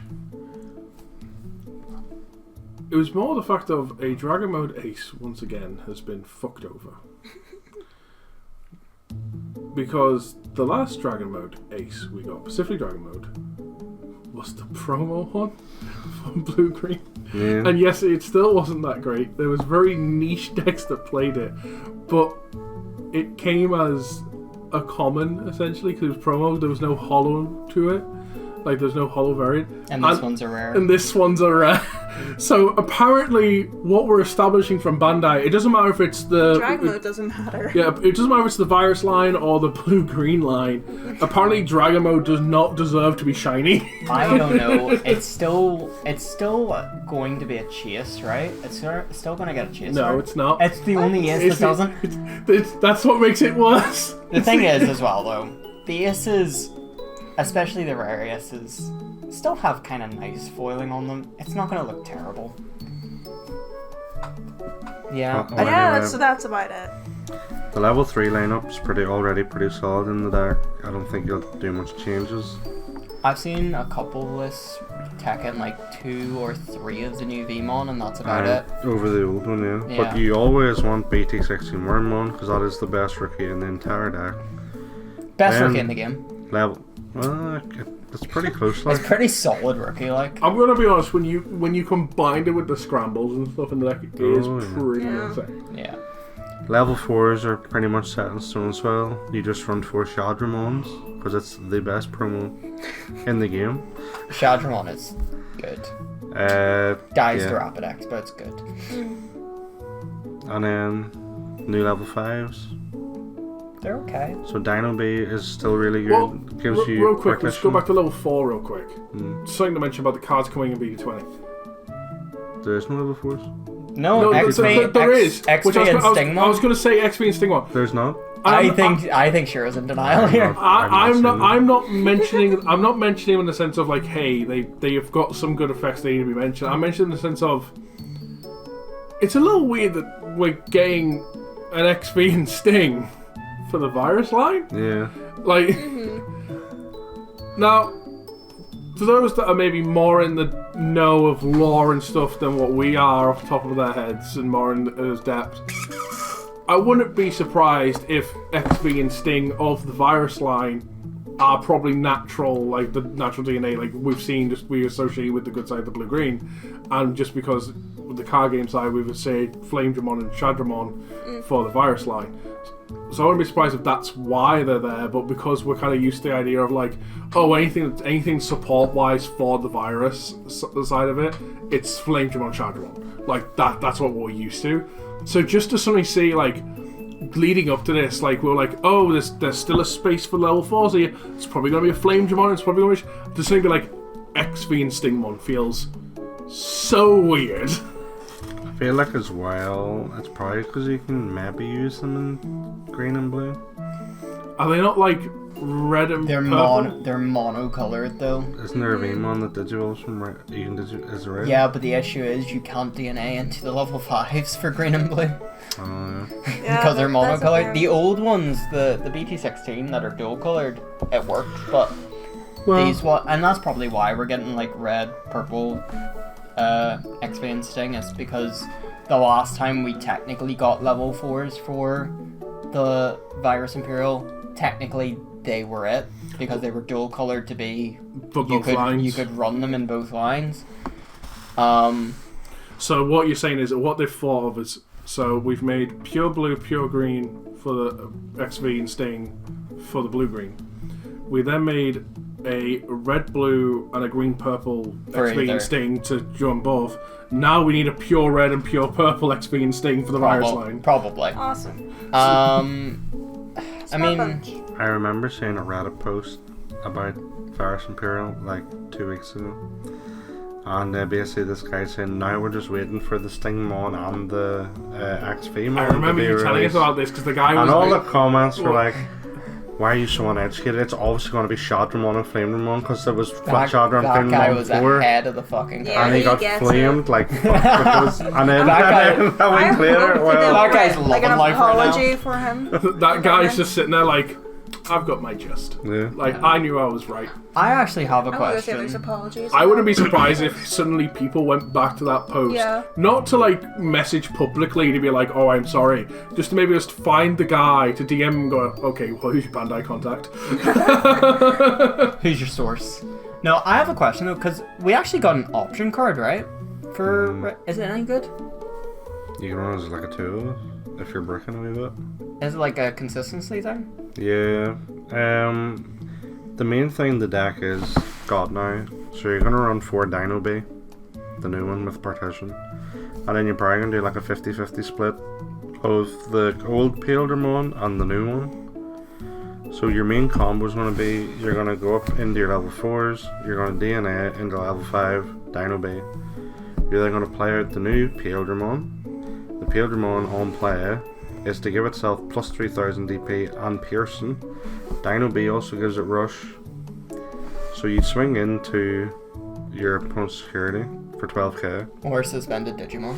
Or spend a Digimon. Pierce through. You then DNA into the old Dragon mode. And you do its thing. You know, attack. You do the You thing. blitz. Then you go into the new fighter mode. Then you do a floodgate on the board until the end of your opponent's turn. You then do 2 checks and you trust top security. I would say, like, the That's new 4 fighter checks in 1 turn, and you can set it up straight away again the turn after. The new fighter mode is cracked. Like, the fact that it's a Crimson Blaze You that didn't say also last time. applies to Tamers is pretty good. I just don't think it's going to be a meta pick. Okay, here comes Here we go. That's all it is. I just don't think it's that good. I think it's solid tier 2, and that's where it stops. So, I think floodgates are overpowered, I don't think I'll be like, Say that to Dragon Links. blue green. but this goes up meta. to its level 6 No, I way don't easier think than so. Dragon Link. Like not that type of. but so to give context of what we mean by here we go and stuff. So, I mean, you gave context already. We no, disagree no, on no, this. No, well, I disagree, but I mean, so one of the ideas was to mainly about today's episode was to purely focus on talking about future meta impact. And to kind of get an idea of if we were to do that, how long would maybe each deck or section take? I asked these two come up with like a top 3 decks from strictly BT20 that you think will have some form of meta impact, be it become the meta or kick something of the meta that's existing out and shift it in some way. And Shiro put Virus and Pildra as number 3, and then these two argued for like an hour at least. Again, you said that already. But, like, we just disagree on how good it's going to be. I think it's a solid deck. It gives better support than it's had. But it's not going to be a tier 1 deck. It's going to be a tier 2 deck. It's going to be very high tier 2. It's going to be very fun. The people that play it well will do well with it. But I can't, especially because it's very heavily price locked behind the promo as well. We're not going to see it a lot because the promo is fucking impossible to get a hold of. But all the people that play the deck probably already have the promos like a year ago. Which is all of about 10 people in the world. With how many were fucking printed, it seems, because that promo was fucking short printed beyond belief.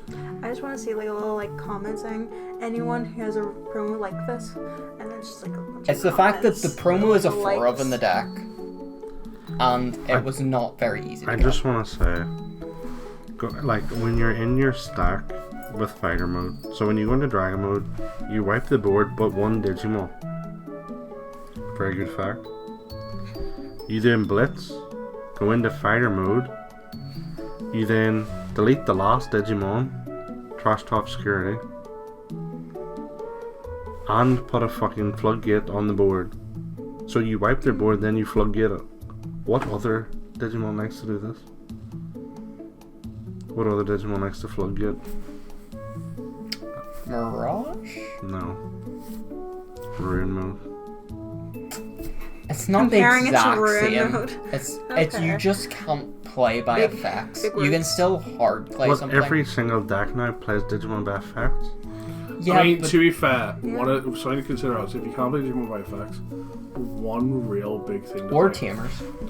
or even all Tamers, just focusing on the Digimon side of things, to compare it to like some room mode maybe in a slight way, where if they've raised in the previous turn and say their only way of getting a Digimon out right now is like the likes of Scramble to make you have some form of chance for a comeback play, you've just turned Scramble offline. Yeah. And also the Scramble combo you can do with this deck is insane. I'm not denying that. I'm just denying the fact that it's going to be tier 1. I can't see it happening. I don't think... It's a very loved deck but I can't see there being the player base for it to be tier 1 meta competitive. I don't think we're going to see it very often. We're going to see it pop up a few times in top 16s for regionals, like as a 1 out of 16 decks. And it could come anywhere between 1st and 16th, but it's going to be like, there's going to be one of it. There's going to be one of it. It's a solid deck. It's just not going to see play. And it's honestly, I can't see it doing anything against the likes of like something like Magna. It doesn't really out something that just gains protection, or Galantax that just like gains protection. Well, usually Galantax wouldn't have protection because you're going to end this on their turn or in their memory. Yeah, it is one of those decks that kind of builds up into the memory side of things a lot. And Fighter Mode also has Raid. But are you going to get bigger than them? I mean, Fighter Mode on its own has 13k. I know, but you're only gaining like 2 or 3. Gallant easily can get up to 20 and more, like we've discussed. And Magna pretty much gets to 19 pretty easily. No, on average it's 16. So 13 on Fighter, right? It only ever really gets to 19 if you digivolve into it, and the same turn you've digivolved into it, you do a security check. That's when it gets to 19. That's not a lot to ask. It can be for the deck. Like, it was sitting, because you gotta keep in mind, to go straight from a Magna to it, that's 5. I also just think there's a consistency issue with the deck of you need to have setup in your hand and your trash. And that's not as big of an ask as it used to be. I did not have any issues today. I think it's still just like you're not going to be able to outspeed a deck that just needs to go level 4 into a level 6. Or outspeed a deck that just goes, I'm going to play a level 6 now. It's like, how do you outspeed that? Yeah, like the Paladin one is so broken. Like if you play it out with Dino Bay, right? On play, for the turn 1 your Digimon gains Piercing and gets plus 4,000 DP. So it's actually a 12k, it's not 11. So, I mean, one of the things though, I will say, I think it just hard counters the red, or the blue-green version of it.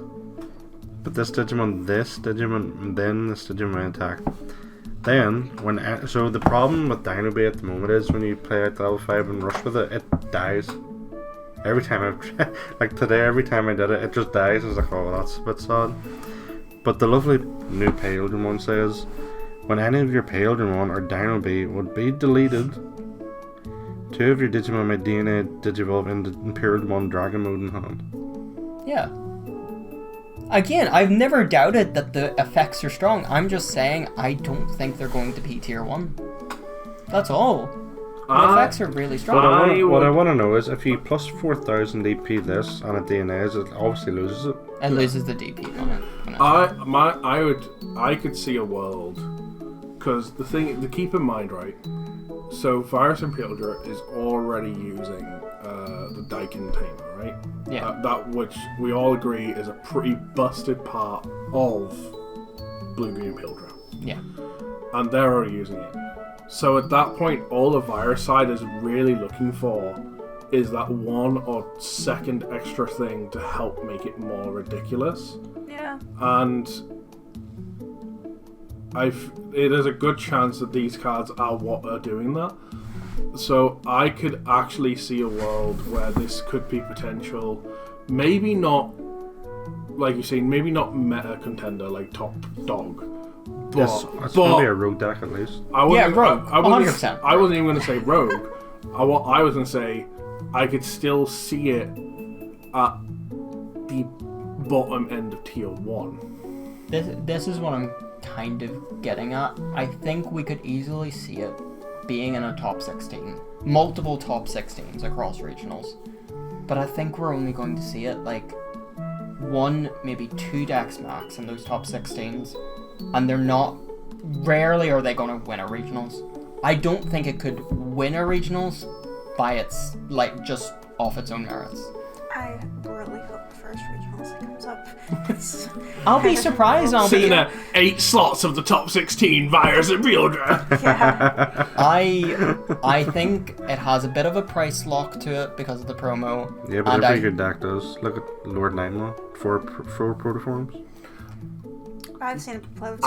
I've seen it run well with 2. Yeah. I'm gonna be honest. For the players that honestly believe that is the best deck, it's the deck that's going to take them to victory in a tournament. For those that are playing to win, I don't think price is that much of a problem. And I'm going off Yu-Gi-Oh! Experience, where it's like, you've got to consider, in a price comparison of building the meta deck of Yu-Gi-Oh! Where they also want to bling it out as much as possible, which is like the minimal, like even without blinging the deck out, is minimal of like $1,000 to build a meta deck in Yu-Gi-Oh! The price is merely a fraction of that in Digimon. I think there's a difference with Digimon. We're not talking about like a protoform where it's a very, very good card that was printed in a, not main set, it was a side set, but still a set. This is a box topper of a set that on release was like, for the box topper, 20 quid, and it's dipped down to like 15, and now it's already back to above 25.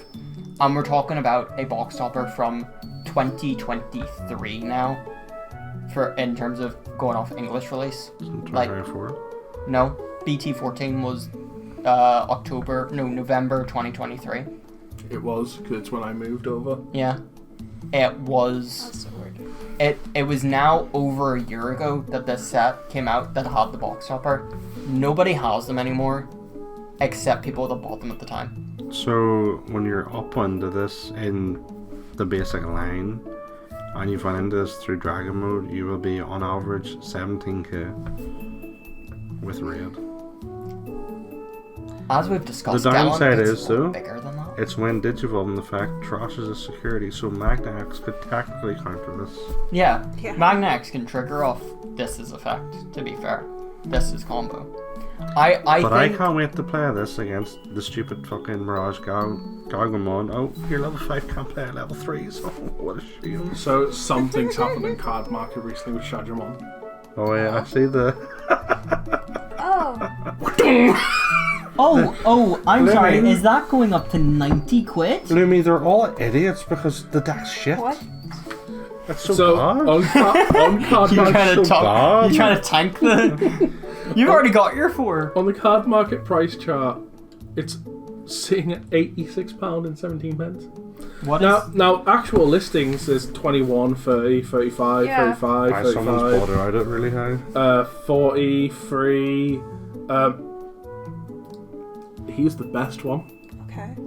So, going off the top 5 listings in terms of pricing, 86, 130, 250, 869, and then the most priciest one, 60,347. Obviously, those are nonsense and bullshit. Oh, But, like, obviously, but it's just But, like, like, who the fuck listed at that? But people yeah, are idiots. I was just shocked to see that thing. But yeah, Why- it is going up. Why are Anyway. people buying a promo for what's going to be considered a tier 2 deck? I think it's going to be a Understand. really strong rogue pick. I don't think it's going to be tier 1, but I think the cards are good, and I'm happy it's gotten good support finally. I'm not dissing the effect, I'm just dissing how much we're going to see it and how well it's actually going to perform against some of the other decks that are still going to be around and some of the newer decks that are coming out. So you're saying it's overrated? Maybe. I wouldn't say overrated. I think just maybe slightly it's being overrated. Okay. Yeah. It doesn't beat Galandax. I don't think it beats Galandex. No. I don't think it beats Magna. The issue I with think- this is its deletion effect is you have to delete something with less DP, and my Galandax has like 40,000. Yeah. So Galandex basically says I have all the DP, yeah. and then That was Galandex, such a mistake. and then it just deletes you right back. Like it just can't be touched. They did not need to add that much DP plus into that Yeah. deck. But I'm sure we'll discuss that probably in the next wheel spin. Yeah. Okay. Yeah, because we've been on here for a moment. By the way, while the wheel spins and we get the next thing to point out, yes, I'm the only one that can't really see the tablet, and it's fine with me. So Yeah. Heavy Metal Jamon. We'll skip that one. If Trevor was here, he'd be really excited right I was now. about to say, Trevor was more of a hype man for this deck. I'm excited for it. I Trevor also have is. this deck. Trevor was a hype man for this. I think they could have pushed the ace a bit harder than they did. Probably. The ace is still... It's definitely better than the old level 6. I think the deck's gonna be carried by it. It also makes the old level 6 better, because now if you're at 1 or less cards in hand, you can play this out with the old level 6 from trash. So you can basically just spawn your board with bodies and go a bit wider with it. The issue with Digimon is you want as much cards in your hand as possible. If you go down to 1 card in hand and this dies, how are you making your line again? Basically, all of the cards, all of the tamers and the egg let you use your trash as your hand. Like, straight up as your hand, not like how a lot of purple just play stuff out. You can, like, digivolve really easily from trash, play things back really easily from trash. As long as you're at that 4 cards or less in hand quota, you can just immediately get your stuff back. Well, the issue is then, if you're digivolving from trash, you're literally not losing any cards in hand, so your hand size is going to fly back up again. No, because you're still... Yes, you're drawing for digivolve, but especially starting at the level 5s and above, as well as the new level 4, they force you to trash a card on evolve as well. Yeah, so you're always basically going net 0 off your digivolve. And the new option card's amazing. The 2-cost one or whatever. The 2-cost one is really good. It's very good for the deck. Just to say, Trevor's piece on the option card, I think his favourite thing is just the name of it. I actually forgot the option card was there, to be fair. What was the name of It's it? the best part of the deck. The name of the option card is Black Sabbath. Oh. Yeah. Yeah, fair enough. Fair enough. The level 4 is a lot better because it's lower play cost for the old one to play it off, and it gives blocker retail on play, so it's very good for the deck. The new level 3 is finally a searcher for the deck, so it adds consistency. The new level 5 is also better because it gives plus 4k and raid and piercing for the turn. So you're able to get, the new tamer allows you to attack at end of turn, so you're allowed to be more aggressive for your higher cost stuff still. I do feel like we're seeing raid a lot more again. Yeah, which is nice. Obviously the ace gives rush and... No, the ace gives rush and blocker. Analysis video. Yeah. Yeah. Like, Sounds of us. the deck gets better. I guess we can It tell what might deck breach tier Adam's 2. making. I mean, I am going to. Like, I fully ban on it. Yeah. I have the EX7 stuff, Do you like, know what deck it's been this shit loses until to? this. Red, Purple, Imperial? Yes, it does. Yeah. Yeah. But yeah, so it's a fun deck. It'll breach tier 2 now, but it's definitely a fun deck. It's not going to be... It's a locals warrior deck. That's A what it is. locals warrior. What does that mean? It's got limitations to it. Like, you can win a locals, or you're not going to win a regional with it. Like. No, you're not. It's got big limitations. There's no protection in it. There's sometimes you do brick very heavily in it. That's the issue with Digimon at the moment. They're like, if your line doesn't have protection, you're not in today's standard, basically. Yeah. I will say with scrambles, like, you could pretty much always get back into your line, but the ace is also good because it immediately makes you trash down to 4. So if you're playing against a deck like Mirage that's made you add cards to your hand like fucking no one's business. Has anyone seen Mirage? No one. Like, I haven't seen Mirage in a while. Mirage is still fucking There top was meta right now. one Mirage player at the organised play event. I think everyone's just sick of Mirage, and they don't want to play it out of like embarrassment of like, oh, I don't want to be at a fucking Mirage. I mean, to player. be fair, it's kind of the same thing with I feel like Blue Green Pildra. Like that's been dying down because I think people are just kind of like. People are sick of blue. I think the issue with Imperial is it's boring. It's so boring. You're just doing the motions like going 5 attack Oh, once, trust me, I attack know. twice, go into dragon mode, okay, pass. I think You digital benefit, oh fighter mode, oh bottom decker, oh board. Yep. I think this deck is cool, and I think it's fun, and it gives an interesting playstyle. But it's not It's gonna be like Dragon Inks, right? Where it's gonna be a really cool deck. it's not powerful. Yeah, it's not. Yeah. There's no power card in the deck. It's There's not no breaking like the game. there's no like What's card its own play actually? that's just insanely good on its own. It's good for the archetype. Every card in it is good for the deck, but it's not like good for the game, if that makes sense. There's no BT11 Mirage in the deck that just makes the deck insane. What is its own play? It plays out an 8k cost or 8k Dark Dragon or Evil Dragon or less. Okay. For every like card in your hand. So it makes you trash down 4, and then for every card you trash, you take off like 2k from what you're able to play. Yeah. But you're generally in the deck, you're keeping your hand size pretty low anyway, so at most you're like taking off 2k if anything. I just feel like in a game like Digimon, you want as much cards in hand as possible. Yeah. Okay, I'm going to the next one. I feel like we've sort of- If you can make it so you turn off when you draw for Digivolve. Yeah, if you could turn off that game mechanic, it would be a bit better. Oh, this deck here you is go. fucking Ghosts. annoying. This is the actual good purple deck of the set. Yeah, I was actually, gonna I say, actually this is think so probably too. this is probably like the purple deck where you maybe get to talk like 10 minutes about. But while you do that, I'm gonna leave you to it because I have emergency stuff to deal with. Go ahead.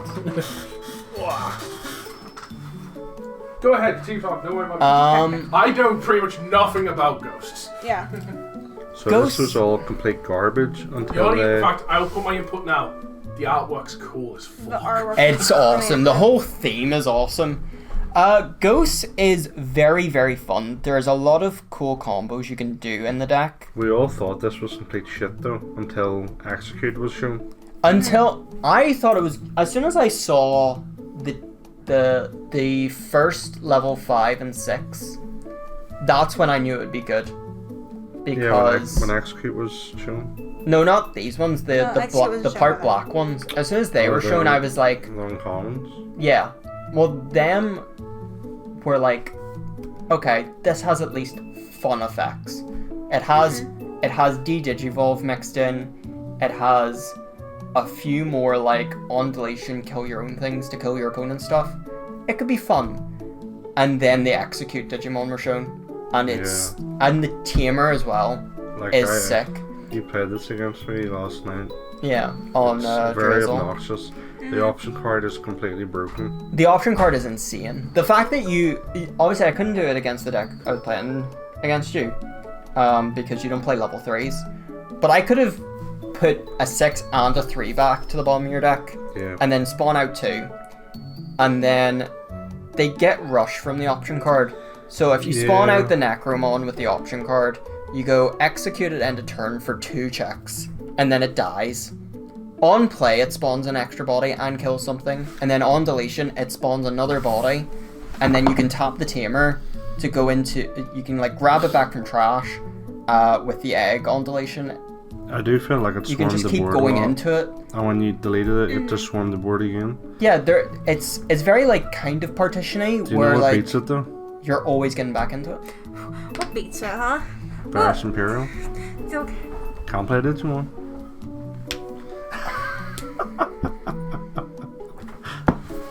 I think that Is it this.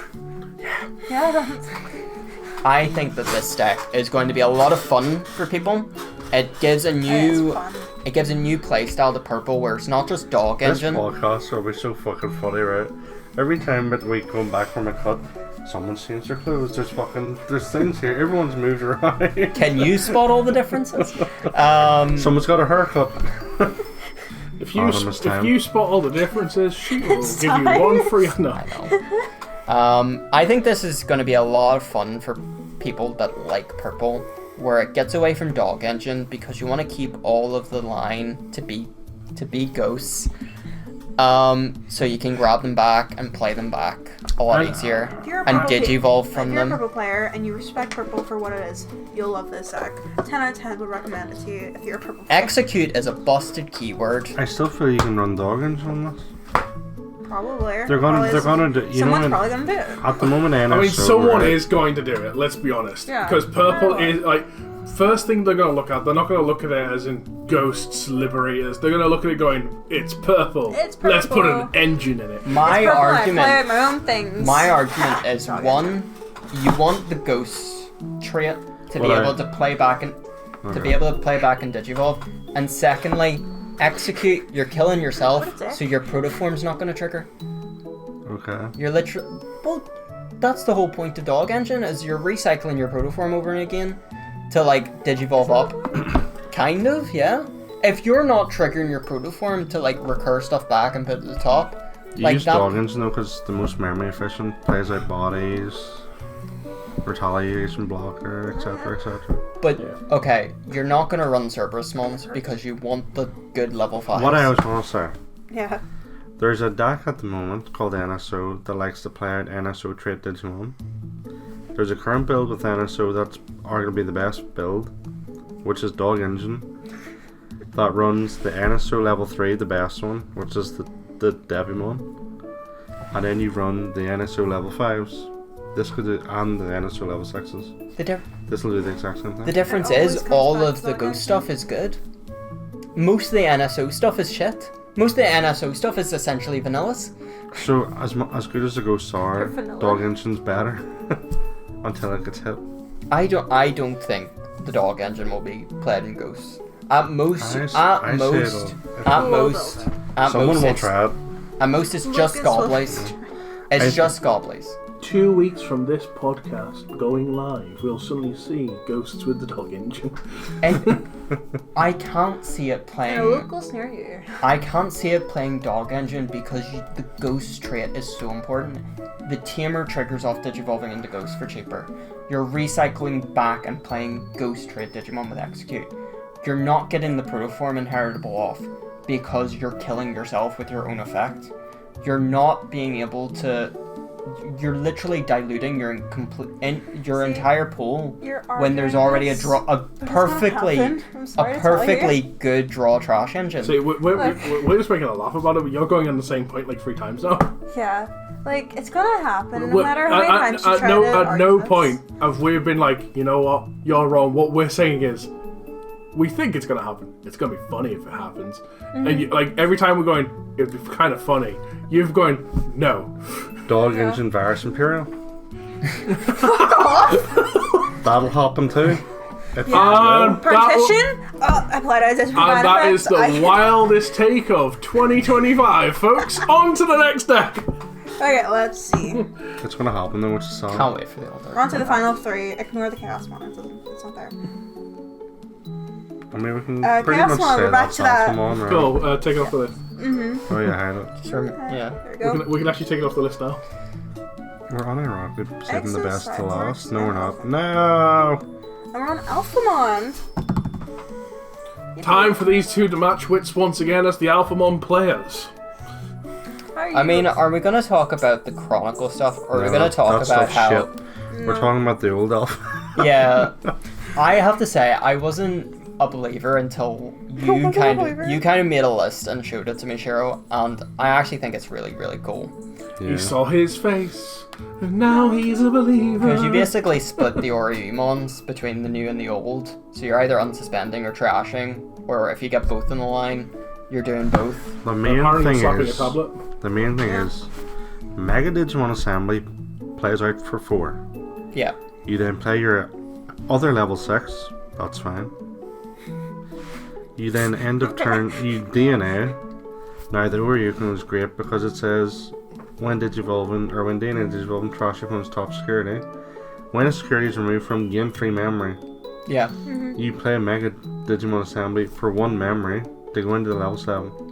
Yeah. which is broken as well. On top of that, like you say as well, I completely underestimated how the level 7 now being a DNA resets all your inheritables. Yep. So that you can just go again at security and OTK like kind of a bit easier than you could before. Yeah, like I Especially told you the 'cause- OTK line or whatever. What did I tell you I wanted? Yeah. Before we saw the sport, what did I tell you I wanted for Alphamon?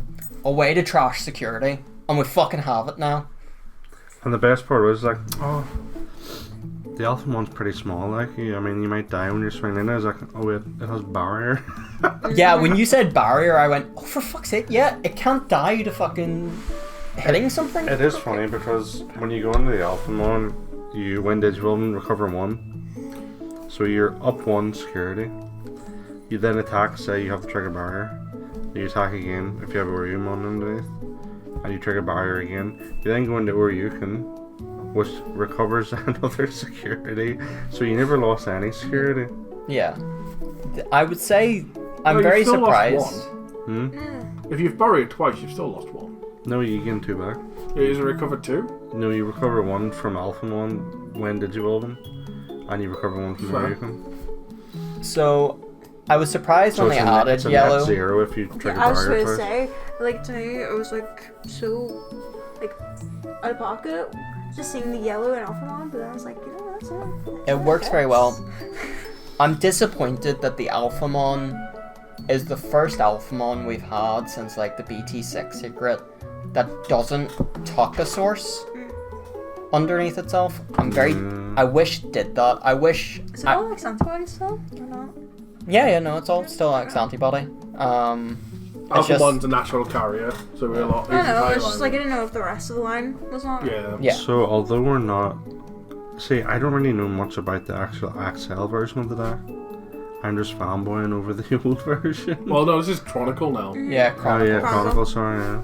I believe it's got the name Chronicle because of, again, like we mentioned before, it's because something to do with like one of the V pets. It's like the No, Chronicle it series. was the story. Was it the story? It was the Yeah. story that, first of all, the first Chronicles was where Yuji and Koda was introduced and their partners, which were Oryu and Alphamon, which then made Oryukin and defeated Death X at the end of that. Ooh, they were partners. That was the first Chronicle story. Then Chronicles got a sequel story where the main protagonist was Jessamon, and it eventually led to Jessamon GX fighting against Yggdrasil. And that was Chronicles 2. And these were essentially like in the same vein as Seekers, were kind of like I can't remember where they were like printed, but they were like back pages of stuff and like online, and like they were not like it wasn't like a printed novel. It was like Magazine in the back type thing. pages Yeah. of like different like sort of pamphlets you would get with V-Pets and Digivices I and will stuff. say I've noticed they start going with the trait naming system just a lot now. Of whatever the media they were in. Yeah. It's really specific. Like it's now media and stuff because obviously, like you say, we've got Chronicle, we've got Excel. Cause I think, like we said, Seekers. that's a pet. Seekers, Liberator, technically from the Liberator comic, Yeah. and we already know, kind of talking a little forward here, but with the 2 structure decks and BT21, Adventure they're Trade. gonna have the Adventure trait because it was Digimon Adventure. Yeah. So like they are really kind of going with this whole series trait thing. Like, I don't know, I miss, like, just Isn't old, wide spread traits where everything's sort of interactive, because then it made things more varied. Whereas now it's like, okay, you're searching these specific cards, and if you can't search these It's- cards, and there's sort of dead cards in your deck, and that's just It was more of I was building like a Gallantmon deck, or I was building, say, a plant deck, or so that was like how it was. Now it's Yeah. what media is your deck from? Oh, you're building a Liberator deck? Are you building an Oath 2 deck, or are you building a Tamers deck? Are you an OG fan, or are you here from Liberator? Judgments. I'm very excited for Alphamon now. I was like trying to figure out if the new stuff would work better as its own Chronicle deck or with the old Alphamon deck. I think And with both your versions are build- viable. The Chronicle version is I do viable. think I do think the OG version is going to be more consistent. I think it's going to be the Yeah. inverse of what we saw with Takamika in BT17, where when that came out, the old version became like, it's viable but it's not as good. I think this is the opposite, where like the new version is like, it's okay, but the old version just gets elevated. I will say, Yes, I'll yeah. also, like, so when we were trying to predict stuff for, like, BT20 and stuff, I was fighting hard and dying on a hill that I thought Urioken, I knew it was going to, I definitely thought it was going to be an ace, but I thought it was just going to be ace. Like, I remember, like, you were like, no, you could see being a blast. I'm like, I feel like a blast would make sense, but I was dying on the hill of it won't be. It'll be a generic black one, like, because we had up until then, every level 7 ace we were getting was just generic color, did generic things. That reminds you, black still doesn't have a generic. No, Actually, no, it doesn't. GX generically blast DNA over No, black. you're It's not a right. blast DNA. But Or blast. It's a blast Digivolve, not blast DNA. You're actually right. But So now, GX became? Now here's a question about GX, because I know this does, but does GX have anything on Digivolve to do with security? It trashes security, doesn't it? Check it. GX? On time when Digimon will be placed on one round. Okay, that's absolutely useless. Yeah, so basically we don't have a. We don't It's not have- generic, is It's it? not generic whatsoever. It's- No, so you it's, play so, one so, now. well, so you're going to go back to the Alphamon then. It kind of still matches the theme that we were seeing with some other level 7s. Like, level 7s that have been very generic single colour they've all somewhere shared they interact with security in some way, shape or form. Be it they deal an extra check, they're going to trash it, they're going to do that. They've all done something to security, and like they've all had different conditions to meet that whole dealing with security thing. I know Uriken's still doing that. It's still kind of mashing that whole generic thing of like level 7s now have to somehow interact with security. Yeah. Or were we thinking meta-wise this deck is going to be sitting? Alphamon could easily come back into It's fashion. rude for sure. Yeah. It'll be like how The- it's sat in BT13. I'm going to throw a thing out there. I think it is going to be a very strong deck. It is going to be easily somewhere in that tier 2, tier 1 range. But I honestly feel that they may give what you've been wishing for ages. You think they're gonna unlimit the Door Grey? I think so they're bad. Do you Yeah. think they're going to unlimit the Door Grey I- when they've just given a DNA that resets inheritables and you have a trash security now twice? You think we're going to get 4 sec plus 1s in the line as well? Yes, and here's my reason why. You Digivolve into that guy, that line gets protection, but the moment you DNA, that protection's gone. Oh no, it's not, because Alphamon's inheritable is a protection effect. But oh, what I mean You is get a that- new protection. But here's the other thing. I'm sorry, forget Dog Engine and RP Imperialmon. That is the hottest take. RP. This Role-playing Imperial. This is confirmation with the trash security and the reset inheritables so that you trash it again and you're trashing on Digivolve and you have protection from the inheritable of Alphamon and you're recovering and we're never getting that Door Greymon back to above 1. That I would be surprised if we kept it at I 1. can It might see- just get fucking So you can't trust security unless you're Oriukum, so that doesn't get reset, but the OG Oriumon does, At this rate, honestly. which is the main thing. I mean, people have been confident on this back for a while. But no, honestly, I don't think it'll come back. I can see a world where it'll come back. 1, to be like, help sell this more. 2, to maybe push it into like the meta spot.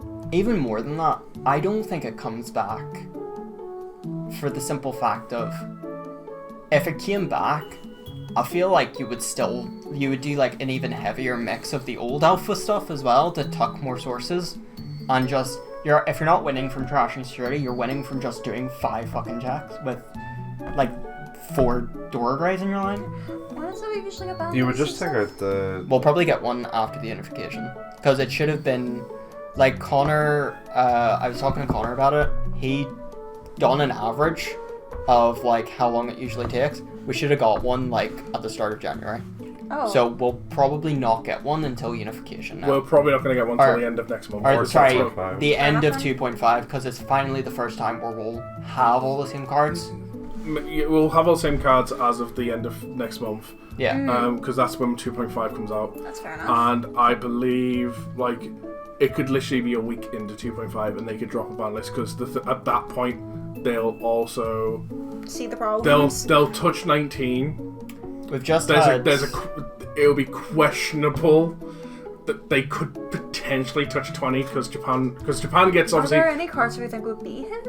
I don't know, but I'm saying like if there would be any problem cards from it, because don't forget Japan gets BT20 at the end of this month. Yeah. So where we have to wait, so they're going to technically have it a little bit longer. So there's going to be a little bit of time A little bit of gap. to see where if any problem cards kind of occur to maybe become okay, these need touched. So maybe 20 will get some hits if there is anything worth hitting, but I would say it's probably not likely 20, and the over half of 19 we're getting is probably more likely to get hits. I'll also just bring it up. We've just had US Nationals finish a couple weeks ago. I think it was just at the end of, like, start of the new year, end of the last. Just had that happen. I mean, There's no other big tournaments we're anywhere. in that break. Exactly. Yeah, we're in Until between. after 2.5 comes out for Which us. is March, which is why February would be the perfect time to drop a list to kind of go in. It'd be the perfect time. So excited. However, Ban list. just real quick to kind of stay on this ban list thing that I can imagine a lot of people will be pissed about real quick. So obviously Japan's had 19 as a whole. That they've got like Talmon Loop, they've got Gallon, all this stuff thanks to EXA. They're dealing with all this stuff at full power and stuff.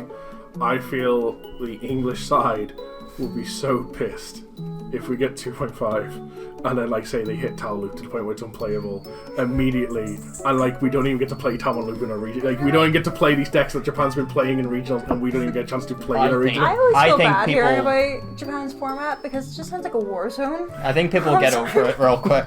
Oh, they would probably get over it real It's the quick. same- it's But the there'll be same how those they players where it's like, you know what? I've been waiting. I've been looking missed out forward to on playing play. this in a regional, and you've took it away from me. I can't wait for him to limit contacts. Room mode. The only weakness of the OG Alphamon deck is Okay. Mega Digimon Assembly is not searchable. And you can't Well, that bond back it. sucks. So, looking at my list here now, I might put it 4. I know Mega Digimon Assembly is a white card. Yeah. Is there a way? No. If you have a level 6, you ignore it, Squirrel. Well, okay, I was just double checking. I was like, I could Even remember- then, you still run Coolboy in the deck. You actually still Yeah, run it's Cool Yeah, you still run. Of course, you still run Coolboy. Doesn't mean, Incredible. if you set up properly, you have a lot of draw power. Like the level 4 Doru. Oh, trust me, I know the draw power of Alphamon. My very early days of dealing with Alphamon was a lot of, oh, I win because you decked out. It happens. Should we Yeah. maybe talk about the Dex Doragor stuff being on it? Because this sort of is in the same ballpark here. I mean, You get a new Dorumon searcher. You get the tamer from the SOC Also, stuff. And the I was- yellow Death X. So Yeah. Death Axe, to be fair. what we both think is the new tamer being released gives Pearson Alliance, It's cracked for the It's deck just, story. I which think that means could the see a purple comeback. base will maybe a be question elevated a though. bit higher. Isn't there a slight problem? If I remember correctly, isn't there a slight problem with that Dual Tamer where it doesn't have Mind Link though? It does not mind it, but when you're Digimon Digivolve, you put it underneath. Yeah. I mean, yeah, but It's an odd one. it is another one. I just kind of feel like, I mean, it's not going to be that hard and thing, but I immediately the first thing I'm going through in my head is those scenarios where like you've got to get level 6 and now I finally see this tamer. I actually think it's better because now you can, for example, go into Daruga without the tamer underneath. You're fucking right, Doc. Yeah. And then trigger the tamer, then do And- them in Digivolve. Yeah, and then trigger put it. It means if you either can't see it or you forget it somehow, or if you're just looking for a way of putting the tamer underneath before the Digivolve, but you don't want to trigger the egg, you can then go Daruga on top of the Luga before the egg, or before tucking a tamer. Tuck the tamer, use the wind Digivolving of Daruga to get the taunt off, and then trigger the egg off that to go into your level 5. Which So- means it gives a bit better plays instead of sort of shotgunning everything. Wait, doesn't the egg have it when it's tucked effect? That's what I'm saying, yeah. So, no, your timing wouldn't work then. It would work. So it all turns when any of your Digimon would be played or digital. You may have Mind Link. So here's the problem with what you've just said. You'd get, because you're saying you would Digivolve, Trigger Tamer, Tuck, Taunt, then Egg. Timing of Digimon, that wouldn't work. You'd go Digivolve, Tuck, Tamer, No. and then the Egg would be the newest, and you'd have to trigger Egg before you could Taunt. Because your Egg's not live yet, and you Tucking's triggered Egg, and your Digivolve has to wait now. So Egg has to trigger. So you either have to skip on the Egg or get your Taunt. Or you miss out. To be fair though, sometimes you don't What the fuck's the Egg doing again? I'm just generally saying though, like, under your scenario, that wouldn't work. What's the Egg doing again? It allows you to Digivolve. He's on about the one when Sling's tucked, you can Digivolve from trash. Do you guys ever agree on black base or purple base for decks? But it's just gonna be my next. It's gone back and forth. It is still Right now, black base is better than purple. Yeah, I think it's make purple base better. Yeah, purple will go back to being better. So It'll just fluctuate again and again. this is actually a very valid question for the two of you then. Before we move on, obviously at the time when you were both looking at playing building Dexturo, it was that very hit and miss spot for the meta. Like it was very much in the meta, good. but then there was times where it was just tanky. It just didn't do anything. Like, and you couldn't. You would look at the deck and go, "Why the hell is this meta? It just doesn't work." Do you think this new stuff is enough to actually put it in that definite spot? Does the new Doraemon search SOC? No, but the new Luga searches AGs. So it's pretty good. It's because it's technically tied in with the same kind of cards. I know that. It's just like... Yeah, The it's new only 'cause Luga of that. searches AGs. I think there's a lot of room to play out with Dextoru. I don't know if it becomes tier 1, but I think it certainly comes back into fruition of... No, yeah, the Lugamon searches SOC and AG. Yeah, so it's pretty good bottom end now. Finally get rid of fucking Lugamon. No, not even that. Or the shit You just Lugamon. get rid of the shit Lugamon Yeah. that you never want to fucking say Fair. and keep Ukos. It'd definitely be interesting. I mean, But the main issue with Dex was the consistency, which But you is run not another going searcher to be for a that lot now? better. You got another searcher. You've got another new AG tamer that you want. You've got the other issue with Dex was the fact that you either had Alliance in the purple build, or you had Piercing in the black. And Now you have Alliance and Piercing, and having both of those at the exact same time to be able to go, I am going to swing Alliance through collision through your Digimon, and then Digivolve or unsuspend and then Digivolve from protection, or just Digivolving into the decks and then swinging again through your security, and then oh look, another Digimon's been deleted, I'm going to unsuspend again. Like, there's a lot more That was the OTK biggest potential issue. to the deck That now. was a big issue with purple because you had to clear the board before you could even do a check. So kind of then go into the final thing of this discussion of this deck. There's 2 left, by the way, just in case. Yeah. BT20 stuff. I know. I personally don't feel it's good. How do you feel about the effect for the deck? I think it's fine. I think Run as a 1-0. you'd probably run as a one of. The option purpose also card do actually. It allows you to Digivolve into Death X pretty cheaply, but so does the random purple tamer from BT17 as well. So there's options to play it. I think it works as an Yeah, there's more tools to play with now. We'll just see what people do. I mean- I think it works as an inbuilt rune mode in the archetype. See, I just personally feel when it comes to the FX, I just feel like the old one's better. No, you can't. It doesn't let you Digivolve in the Death X. One of your Digimon may Digivolve into a level 6 or lower Digimon card Oh fuck. with Dex or Death X. See, this is when this card first got revealed. I was really confused by it because it mentions Death X in its name, but it can only be Digivolved into a level 6 or lower Digimon card. One of your Digimon may Digivolve into a level 6 or lower Digimon card. But then it says It might just be with bad. Dex or Death X in its name. It might just be bad translation, because I know the Japanese versions of the Dexes, they're not Dex Doragoremon, they're Death X Doragoremon. Oh, Yeah, So I think no, it's- so the option card does let you Digimon to FX the delay effect. All turns when any of your deck's Duragumons would leave the battle area delay. By returning one Duramon from that Digimon's Digivolution card to the hand, you may... it's may play even, sorry. Play one Death X from your trash without paying the cost. It's not too bad, like. Maybe runs 2 or something, although the spacing is actually tight. I think, like I said, the new Death X kind of works as an inbuilt ruin mode, where you're not only just kind of killing your opponent's board, but because it's all Digimon, if you've gone a bit wider, you're triggering your protections of your dexes in trash to Digivolve, and then you're triggering your effects from there, so you're kind of building up your board a bit more during both turns. The fact that it's end of all turns kill everything means your opponent can't leave anything for aces. Like, your opponent has to... Well, it's killing all the lowest play costs on the field. It forces your opponent to go wider so that their single stuff doesn't die. Does it, and if though? they go wide... No, I disagree. Like You play Death X and then pass your turn and Death play X the dies. exact same way you do under the current Death X. Because it's all the lowest play cost currently. I'm- So if I've got 4 and you've got 3, your 3 dies. Okay. My 4 lives. The issue is, you've It's got lowest level. It's end of all turns, so you've got to think, right, I've got a single stack. Under the old Death X, the current one, you go, I've got a single stack, I'm going to play this rookie, so this doesn't die at the end of my turn. Yeah. Under the new one, you go, I've got a single stack, I'm going to play this rookie, so it doesn't die at the end of this turn, and then it gets to the end of your opponent's turn, and my single stack is now the lowest play Yes, cost I but have. you're So saying- now you've got to play 2 things to protect it. You've got to play 2 things to protect it, yes, but what I'm saying, what you were saying it's going to for aces.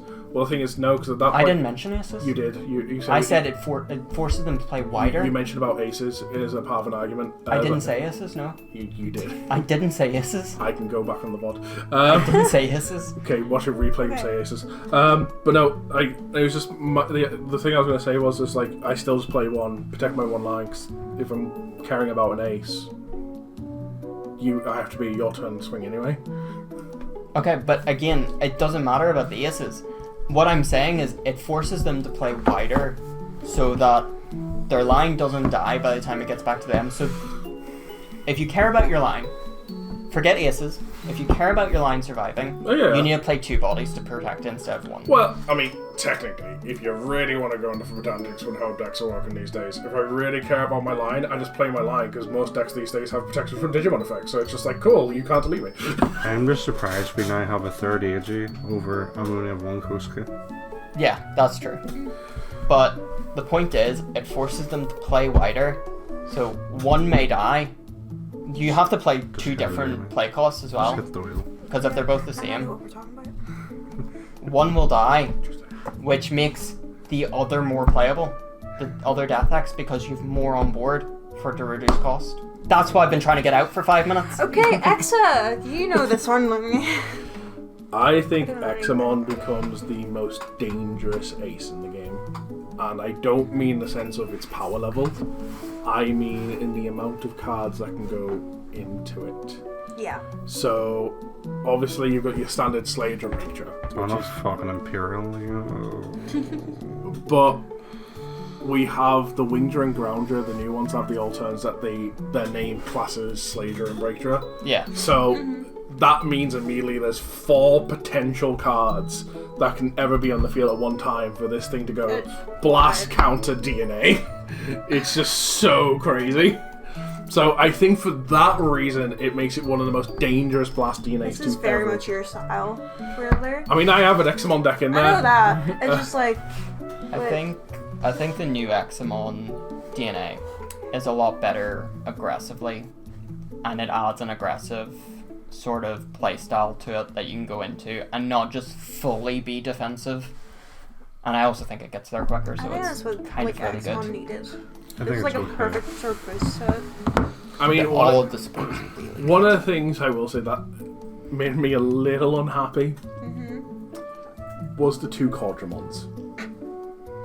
And the reason they made me unhappy, It's because they're just the promo Dracomon. they've just completely written off the promo Dracomon. That's The promo Dracomon's entire thing was warp Digimon into Wingdramon so you could then DNA, and now it's just like Cordra does that. I actually think there's a worse offense to the new support.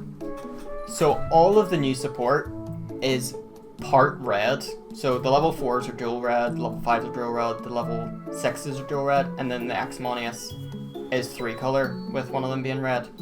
The egg is blue. All of the past Examon support, at least for the DNA stuff, is blue or green, and only digivolves from blue or green. Specifically, the old level 4s only digivolve from blue or green, which has never been a problem because all the Dracomons are blue or green. But the BT20 Dracomon is mono red.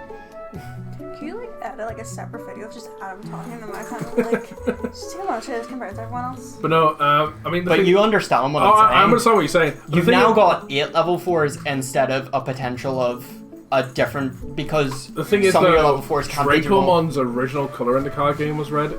In Structure Deck 1, War Greymon, we got Dracomons. Yeah. And they were red.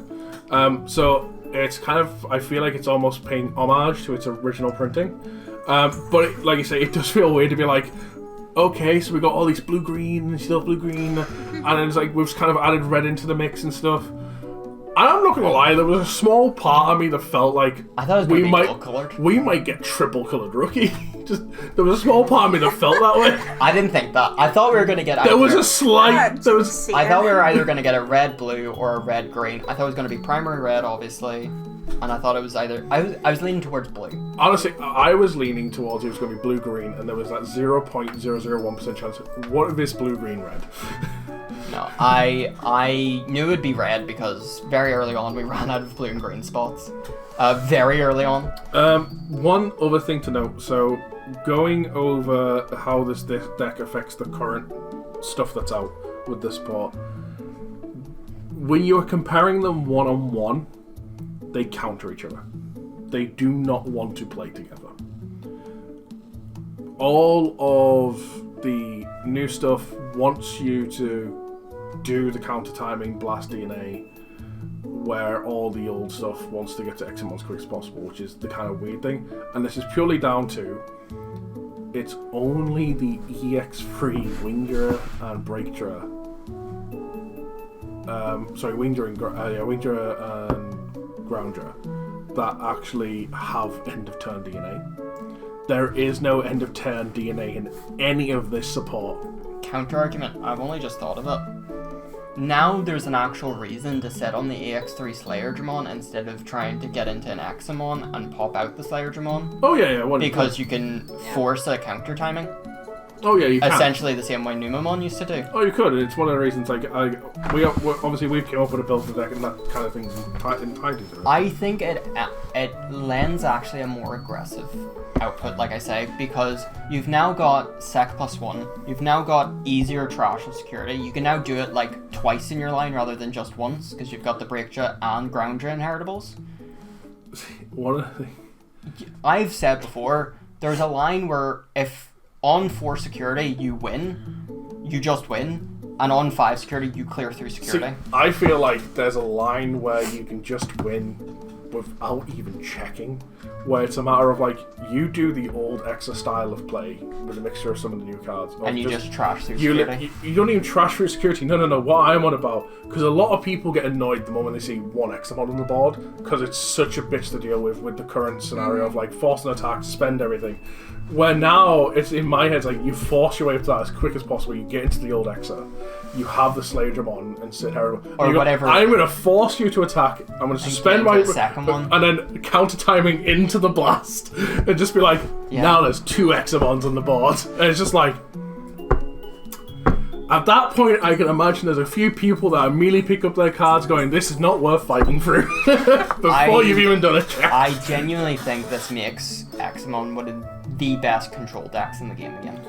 Like, if not the best. I think this... Are we saying it's going to be meta? I think it'll be a very strong tier 2.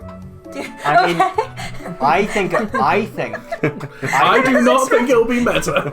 Let's think about this really. I think it'll be very, very strong tier 2. Let's think about this. Our 2 Floodgate decks right now, our two wall decks, Gallant X, Magnax. You force them to attack before they get their protection. Like Gallant X, you're wanting to try to get to 0 memory. Oh look, you can't because I'm going to immediately force you to attack while you have memory. You have no protection. I'm then going to Blast Ace and kill the line. Magnax, I'm going to immediately force you to attack before you can blinding array or get your protection off however you want it to. I'm going to be bigger and then kill your line before you You might be. So you actually might be actually better than I think it is, yeah. Forcing attack, like we've always said, forcing combat and then acing. This is Numamon again, guys. Making your opponent play in a way that they don't want to play. Yeah. It's just like those type of style, like That's why Dexter Gormon was showing on. It's like Dexter, or like you say the Numi, and like what you say with that came from like the Etamon, or even just making certain things awkward with the idea of the Monzai where it was like minus security. Even that was enough awkwardness that like your opponent had to play ways they didn't want to with just a minus security. Never mind, you're attacking because I flip and say so. Yeah. It's like it might be better than what I'm giving it credit for, but I think off the top of my head, I think it would become strong tier 2. And the only reason I'm saying I'm not going straight to tier 1 is Examon, the biggest problem it faced, it had to find so many pieces. And because it had to, and then on top of that, it then had to get there as fast as possible, it had to give so much memory. So ideally, at the current moment, you would go into preferably the promo Draco in back. You felt comfortable digivolving on top of it into a Quadra if you wanted an extra draw. That was fine. But then from there, you were essentially trying to find your Winged Ray to warp into, your Groundra to play, Slayer, Breakdra, and your Exa. So that's like 5 pieces outside the Raisin you were hunting for, and it's just like it takes so much hunting. Now, yes, there is one other thing compared to when I last played Exa that I've not tried in the deck yet, which I feel may play a major part. Memory boosts. The new dual colored memory boosts. Which, because beforehand, all we essentially had was Davis and cards that say I draw a lot. to be fair, the new memory boost, and again, this is why I don't like it, it misses the new Dracomon because it's mono red. The new Dracomon honestly sucks, but you don't really have better past rookies. Like, your past rookie choices were also limiting, so you kind of want it, but you kind of don't. Is there a blue Digimon that has an inheritable as in the turn DNA? Vmon. Level 3. Vmon. There you go. But the Wingdra and Breakdra already have it. Grounder. What, the level 6s? Level 5s. Oh. The old ones already have it. But do you run the old ones or not? Oh yeah. Yeah. A couple of them. Different ratios depending on if it's the blue or the green, but you run them. I just don't think this deck looks that good when I look at it. I don't know. Fires Imperial beats it. So. You haven't played the horror that is X1 when it gets going. I'm telling you. My only experience with X1 is I was first coming back to the game. I was playing Digimon. Oh yeah. And then Lumi found out Digimon was fucking D-Digivolved. Tell you what, it still loses D-Digivolve quite hard. Oh, it does. I mean, a lot of decks still lose to D-Digivolve. D-Digivolve's still like top 3 keywords in the game. What really doesn't help is like, alright, I've got to force you, because here's the thing about Slayer, the thing to remember is the fact, it's mandatory. It is not an optional of, I'm not going to make you attack, it's, I'm going to suspend something and make you attack. Yeah. Here's the other thing as well. It being part red, you get a few red options in the deck now. You could go back to the old Delicate Plan Crimson Blaze text if you wanted to. Oh my god. Like, That would be funny, actually. You know what? What you really want is Fireball. Not I even was that. literally about to say, Fireball. I hatch, Digivolve, Fireball, Fireball, Fireball. Yeah, Fireball is a new draw Fireball consistency. works. On top of that, it's a 3-color level 7, Heaven's Judgment, it's part green. Why do you hate Heaven's Judgment so much? Everyone hates Heaven's Judgment. This man hates it the most today. I hate it as well. Well, I mean, here's the thing. I think apart from one card, every 3-colored card printed so far, apart from one, has either had yellow or green in it. Which means every 3-colored out there, apart from one, can use Heaven's Judgment. Yeah. The only one is Omniax. No, Z. Oh, sorry, Omniax is another one Oh, now. sorry, we've now got a We've now second got one. 2, but before that, it was just Zed What's the Millennium other on. one? Zed Millennium on. I forgot that card was a thing. You run it into a I Bormon? forgot that deck was a thing. You run it into a Bormon? I know I did. So, I think we've spoke about Examon enough. Yeah. Let's... We have I think it's going to be Final tier 1. pen. Final I think it's one? going to be the best control deck. I'm not gonna lie, I could be underestimating it. So the final one is... Cyborgs. Nothing. Cyborgs. Yeah. Oh, we... Oh, I don't even know what you put as cyborgs. I can't even remember. The Liberator Invisimon Cyborg stuff. The Invisimon. Ah, The UFO. Yeah, UFO line thing. That's in BT20. And it's mediocre. It's mediocre. It's gimmicky. It's kind of cool. I can imagine like a lot of Machine Dramon builds that still Digivolve will start running some of the I line. don't know. I don't think it's worth it. It's The just level royal. 5 inheritable kind of fights I mean, he's collision. not about the Machine Dramon builds that you don't play. It's The ones just with royal don't use based, right? The ones that actually build in the back a little. It's just Yeah. royal based, but it's like instead of having my security face up, guess what, bro? Yours is face up. That's as well. It I also would- puts I itself would- face up in security. I would love to see this go against like Royal Base. This Just is- to watch them go. I'm gonna This flip is- your security face up. Thank you. This is what I want to touch upon, because the best card in this set of cards in this archetype is that egg, because the egg says when you hit a face-up security card, or like if you're attacking against and your opponent has face-up security or something like that, Jamming. you give jamming. And if we keep getting more and more cards that put themselves face up in security, and more decks that play off that style, the field spells that like Mother and the I Field love how spell? no, like it's literally a terminology that a lot of Yeah. people have been using. for these adapting cards. for it. So if we keep getting like the Deep Sabers and NSO and SP ones, or the Mother one, or this deck puts face up security, Royal Base. If we keep getting those playstyles of decks that like face up security cards, that black egg could easily be one of the best eggs for black as a whole. You know what this egg would be? It'd be, if it existed in the game, black staple side deck. Yeah, it'd be black staple egg. It would be. It would be a side deck choice if side decks existed in Digimon to immediately go, oh, I'm against this type of deck that does the whole face of swap me eggs. So the main thing about there too, when you check a face-up security card, it gains jamming for the turn. Yeah, so you get it for the So just rest like of the the turn. It's not for just that check. Oh. Yeah, 'cause Yeah. you're always like That's what I'm you're going talking to about. The top one, and the top one Yeah. is one that flips up. So no matter what you're If hitting it's top it, one, you just have jamming for the rest of it. Jamming, or you can. That's the thing. fuck off. This egg is unironically the best card in the support. The rest of it So- is like, it's not enough to make its own deck. It's kind of where like Royal Base is What in. does the level 5 do, inheritable wise? Attack target can't be switched. So it sounds pretty strong for Machine Dramon, but Machine Dramon's liking using the collision stuff to I was gonna force say. you to block. Yeah. And if our attack target can't be switched, Well, then goes. we can't against block. Titan. Like, I it kind think of My in cat that just for bashed memory. his head against the chair. Yeah, It's stop that. it still is probably used as a one of, as the one of the many one ofs. I'm going to be honest. Going off my use of it in Magna, now obviously Magna has a lot more strong of a use for it. It's very solid. It is a very strong effect under the right Trust circumstances. me, you can like obviously with Machine Drum you can build so many variants of it where it's more aggressive. Like I did have an aggressive variant of Machine Drum once upon a time, but like it just depends on the person. Like it's very easy. Well, fair. It's definitely an Yeah. option. It's It's just 100% an option. The actual effect of it, like the main card, is not not that bad either, because it's either at the end of turn or at the end of attack you put it face up at the bottom of your security, so you're recovering your security a little bit for your opponent to get through. And then at the end of your opponent's turn, if it's face up, you play it back out from security.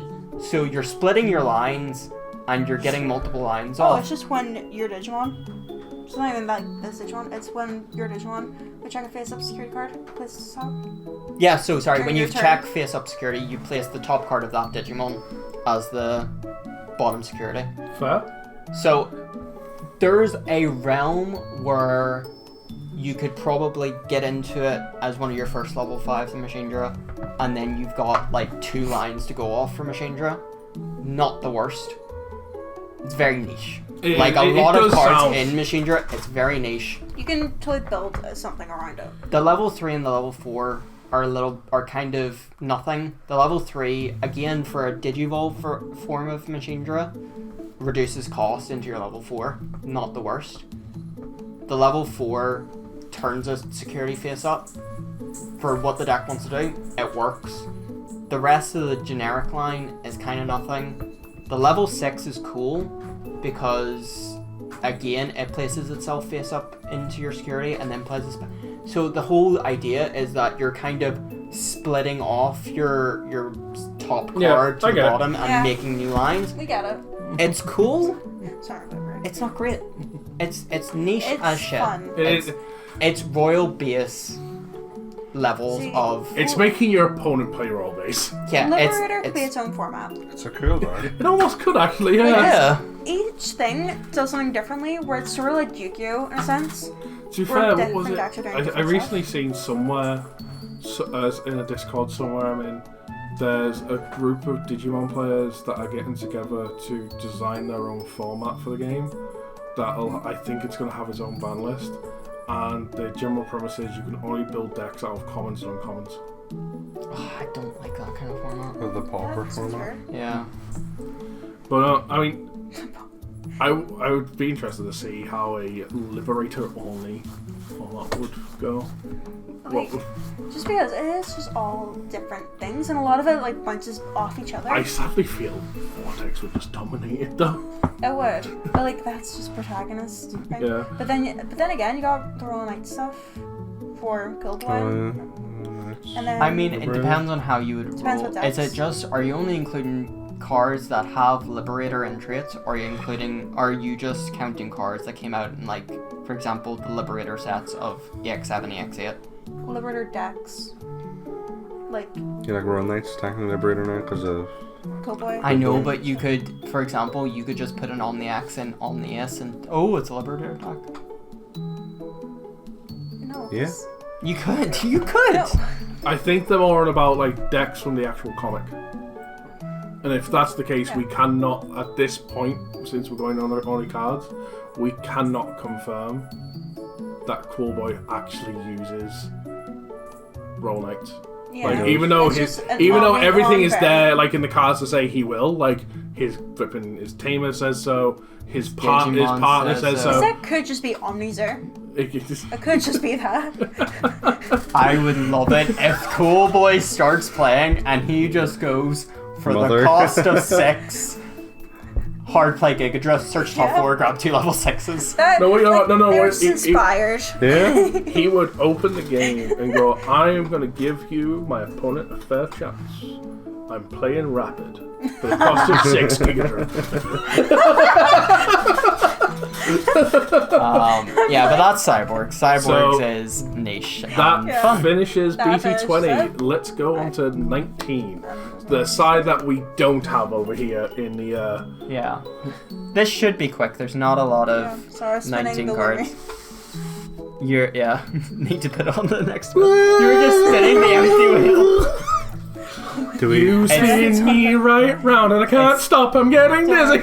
It's the Guildmaster. Your hand is fucking freezing. Yes, it's the Guildmaster from Lemia skill. Okay, there you go. Spin. I'll make you spin.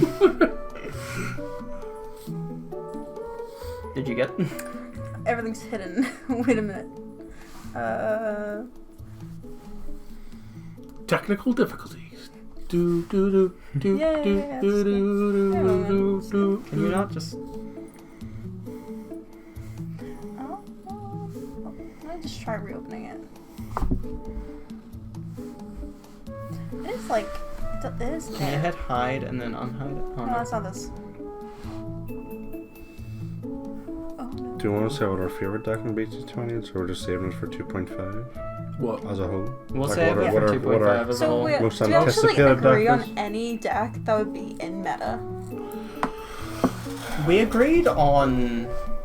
Everything we said would be maybe. Calamon. So We like, what agreed was- on Royal Knights, I think.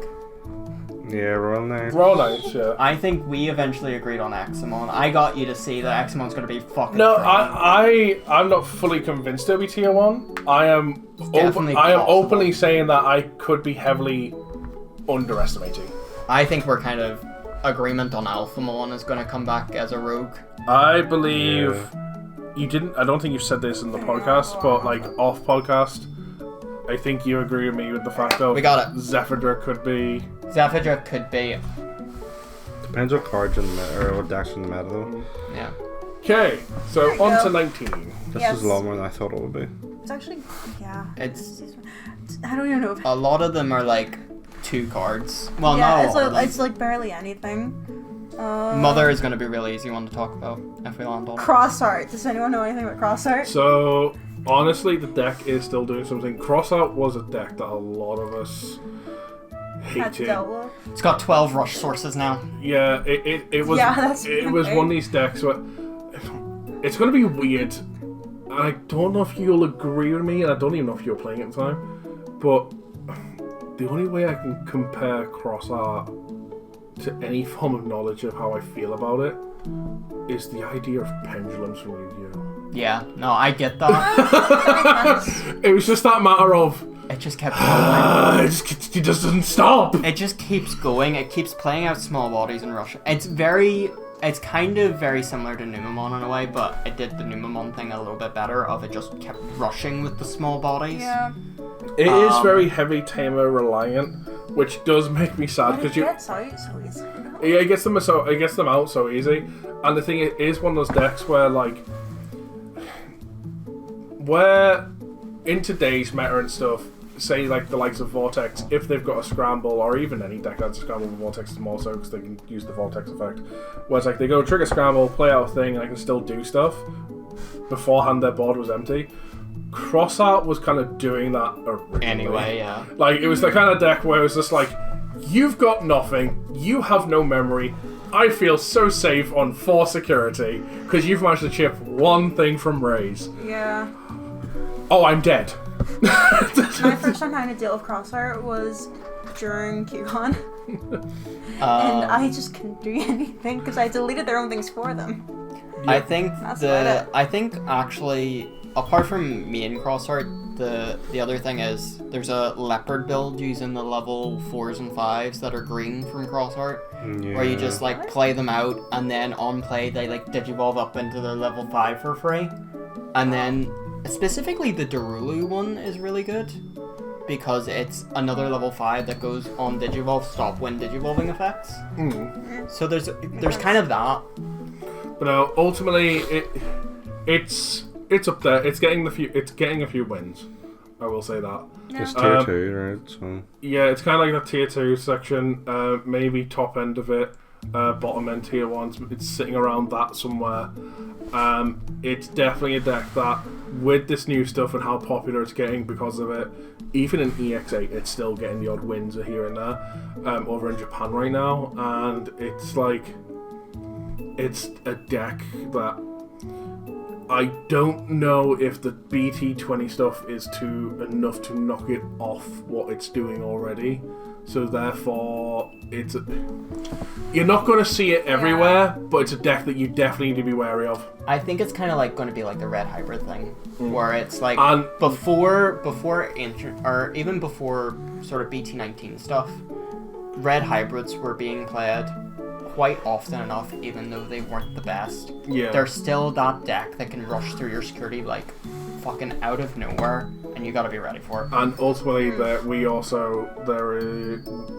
know there's going to be one person who's probably going to play this down at our locals. Yeah. Because it was his favourite deck while he was playing. I'm gonna be honest. Lucas? There's a couple Northern Ireland players from back during like the NI Open that played Crossart. Like, Oh yeah, there's a good few of them. you know, Matt, Neil, Lucas. There was more than that as well. It was a popular archetype and a But popular what I deck. mean is, like, we've all got our pet decks, our favourite decks that we like to play a lot, and we just like to play them because we enjoy them. We like what they do and everything. This was Lucas's. Like, Lucas's was Cross Art and stuff. Yeah. Like, it was always his. It was his baby, and Let's bring it back.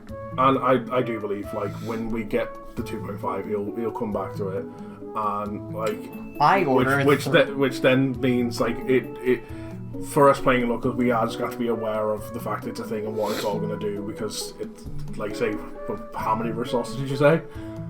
So many. I ordered 3 Darula cannons for him because I thought he didn't have any. And then I told him that I had them on the way. And he's like, I've got my playset already. So, I guess I'm building Crossfire BT20 as well.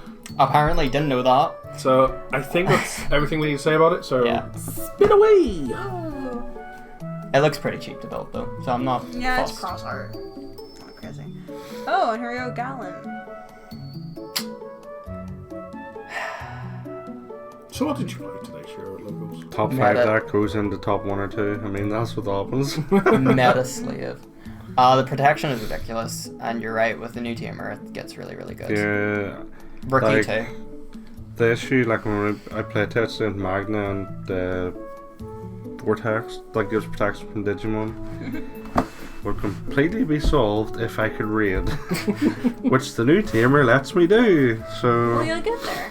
yeah, It's okay, because by the time you can raid into my Vortex, I'll go, cool, counter timing into Zephyr Monies, and then I'll, like, you know, just suspend and stuff. no, it'll just be immune to Digimon effects. So no, you won't. And then I'll overflow. Well, Yeah, it's like honestly, so right. It's pretty more. self-explanatory. So outside of BT20, if you just put the 19 side into this, it is the best deck right now. And honestly, I think there is 0 stuff in 20 that is going to knock it off its high horse. I don't know. I'm still saying Examon fucking making you attack before you're at 0 or less, and and for the Magna matchup, making you attack before you've removed security in any sort of way, so you don't have your protection online. I think it's pretty good. I don't think it'll take it out of top deck, but I think we're going to see Examon be a sort of counter pick to Gallant X and Magna X if it's still Like I around. said, I'll be happily surprised if that's the case. Force in combat's always good against Yeah. protection effects. Exactly. Like, Dexdoru kind of did the same thing against Magna, but wasn't quite as good. I think Examon's might be better at it, because you're blasting instead of just like, oh, I'm going to make you hit me and then I'm going to protect myself. It's, I'm going to make you attack and then I'm going into a new Digimon, which is triggering new effects. Yeah, I mean, other thing to really consider, I mean, feel free to spin the wheel while I say this. When you say about the Blast DNA, one of the things that people always consider, because you have to suspend one of your Digimon to force them to attack, and it's a matter of, means that Digimon was always a target they could swing into if they were big enough. Yeah. Where with the idea of going, Blast DNA, that target's gone. It's Yeah. like, cool, so even if I don't get rid of you, your attack fizzles. Yeah. Great. We get and time that's on loop. Sakuya. Onto what? Or is Sakuya. this normal Sakuya or time on loop? We can talk Well, about we can both. talk about Either both, or, because they're both. yeah. So, actual Sakuya, it's It's Sakuya. Solid. It's so Sakuya. bottom tier 2, honestly. Probably mid. It's probably mid. Sakuya's a solid deck if it's played by the right person. Huh? Sakuya's a solid deck if it's played by the right person. It is. Like, you can't go wrong. Here's the thing. Here's the problem with Sakuya, and it's been brought up many times. So Sakuya's entire gimmick is obviously the plug-in options. Yeah. That's its gimmick of constantly doing these option cards that are called plugins. Now, because you're wanting to find room for consistency, searching, and all that stuff, you then got to find room for the plug-in cards, and then it kind of leaves you very little space realistically, if you want a good variety of them to do a decent amount of stuff for the likes of training, scrambles, boosts. But then on top of that, not only does it make that awkward and stuff to play, people have play tested to an extent of just ignoring the plugins and just not playing them at all, and they've actually said the deck works way better. I mean, I If you think just don't, if you Yikes. ignore the plugin, This if you deck ignore has the deck's gimmick, it's better. I'm gonna be honest. The blue and the green are definitely the best plugins. I think the red fucking sucks. I know you're doing an additional check, but that's it. I think the red sucks and could be removed. Sakuya can live The with promos it. we've gotten, the yellow ones, are kind of cool as one-ofs. I think the red just sucks. This in deck general. has the same issue that Three Musketeers has, where you need your Digimon line, and then you need to save 6 spaces for an option card, and then you have no actual room left for the staples. Yeah. Yeah. It's like, it's so weird. I do think there is room. If you remove some of the really bad plugins, you can fit in things like booster trainings, or because single-use option cards. I think like the idea of running some really powerful like 5 cost or lower option cards still isn't bad, depending on what the meta's like. So currently in my security list, I'm trying to make it as optimal as possible while playing into the gimmick. I'm currently running 7 option cards. 6 of them are plugins, and the other one's Holy Flame for the main mode Fair combo. enough. That, like, literally, and that's 3 of the green plugins, 1 red, 1 blue, 1 yellow. See, I'd just take that red out. I don't think the red's so shit. I just like it in there combined with the blue. I genuinely think it's a middle of the road deck. It is. However, we've got the other aspect to talk about. Talmon. So Kuyamon OTK. So the idea is you get to your Talmon from BT17. Oh, that's true. There's 3 versions of Yeah, that. you get to Yeah. your Talmon from BT17. It allows you to play the option card, which spawns out 2 tokens. You're also using your plugins to give Sec +1. You know the brilliant red one? Amazing. Use that one plus the Jammin one. Incredible combo. The red one's the best one. You swing with your line, alliancing with both Digimon. You're doing like 5 checks jamming, and then you're using the green plugin to Digivolve into Centralmon from the starter deck from Fable Wolves. It then overclocks with one of the tokens you've gotten out, and then hits for game. It's incredible. And that's all there is. And then there's Talmon Loop. People know Talmon Loop. People that have been watching We've this heard the anime- rumors. So, essentially, for those that are unaware, quick, short version, get into Talmon Ace to then get into a level 6 that will then pop the Talmon Ace out by some mean or measure, be either by the level 6's effect or an option card that it'll play, to then replay an option to then Digivolve again and keep going, repeat, and then go into room mode. For and- cheap. For really cheap, and then typically from there you go, like the first time you do this, you're in one room mode. Comes to your next turn, you're swinging with said room mode, and you're getting into another, that's 10k, and then you're doing this again, and it just Yeah. builds and builds and builds and builds. On average, you're doing about -10 to -15k per turn to your opponent's board. So they can't play anything out, they can't start lines, they can't raise, they can't do anything It's essentially. very, very toxic.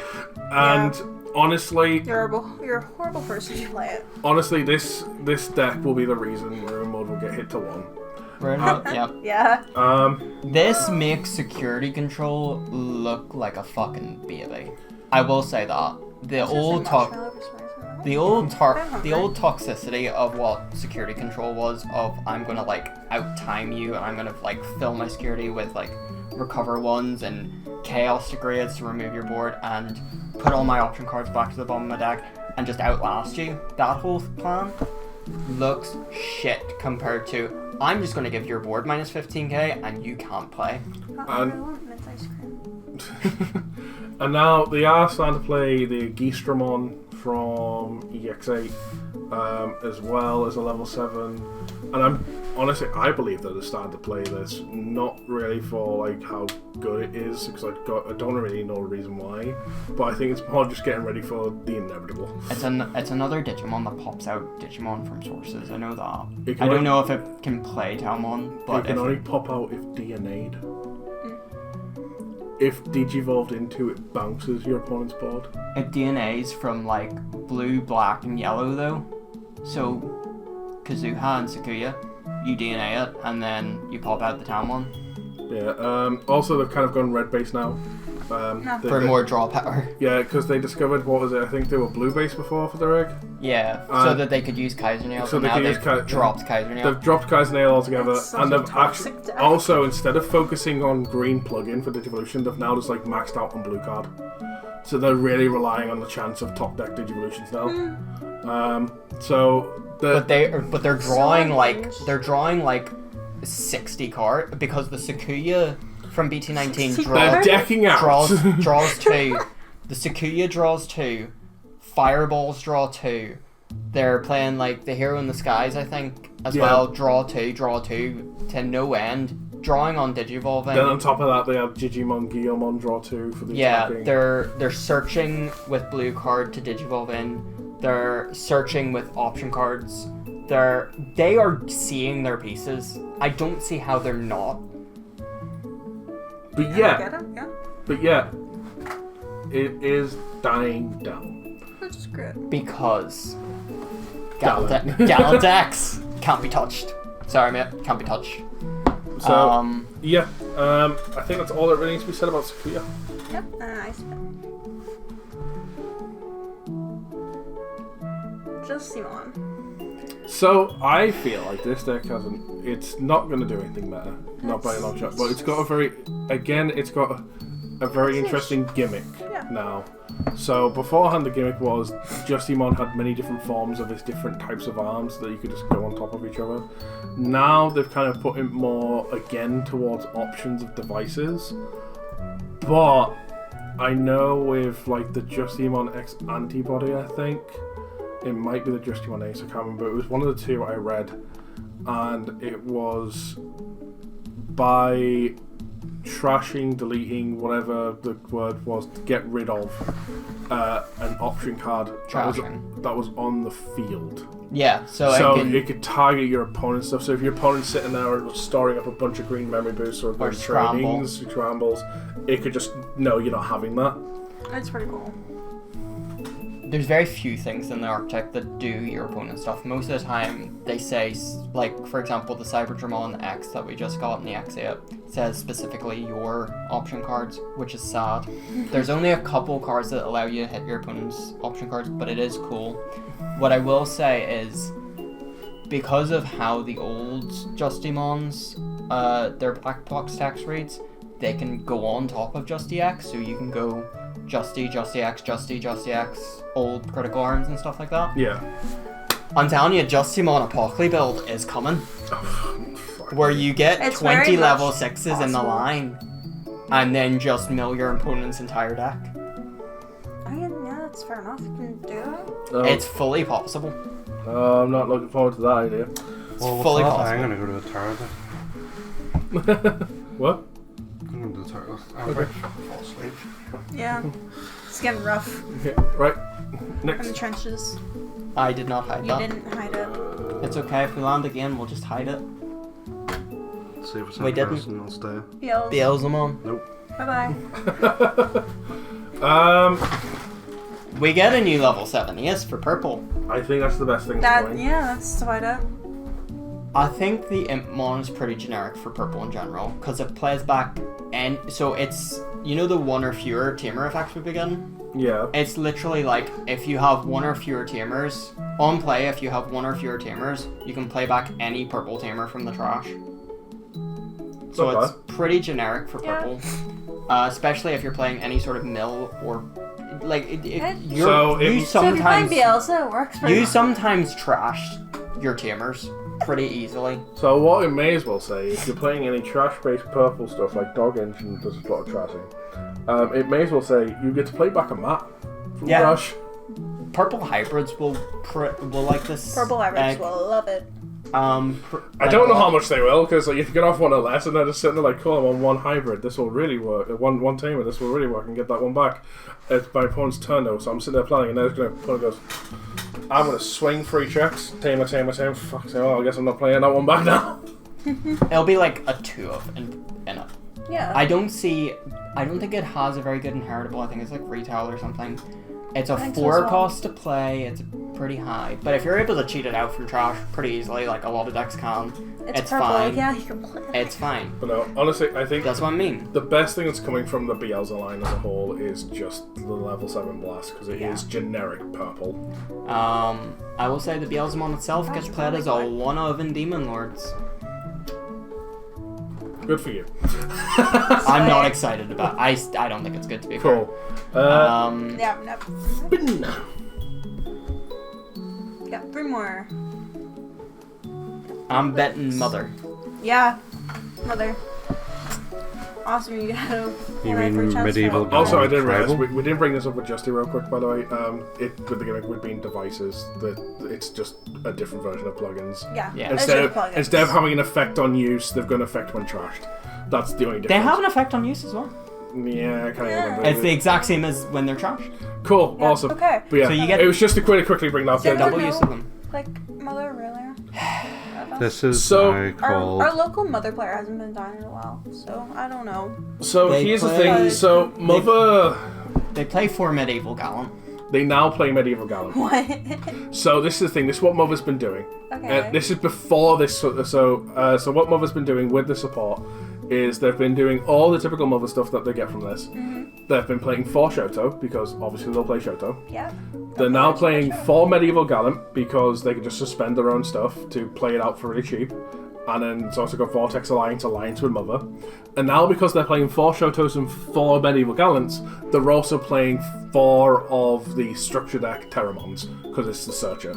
So it can search out your Medieval Gallants and Shotos. On top of that, you've also got the new Jerry in BT19 that Yeah. tucks itself under Mother, and then it essentially works as an ace for the deck. So when your opponent goes to attack, you play out a Jerry from your Mother's sources. If you play out this Jerry, it's as either a part of the inheritable or as part of the on play, it does like a shit ton of DP minus. It has a field spell that gets used as like a 1 of or 2 of most because it doesn't work if you have a Shoto on the board.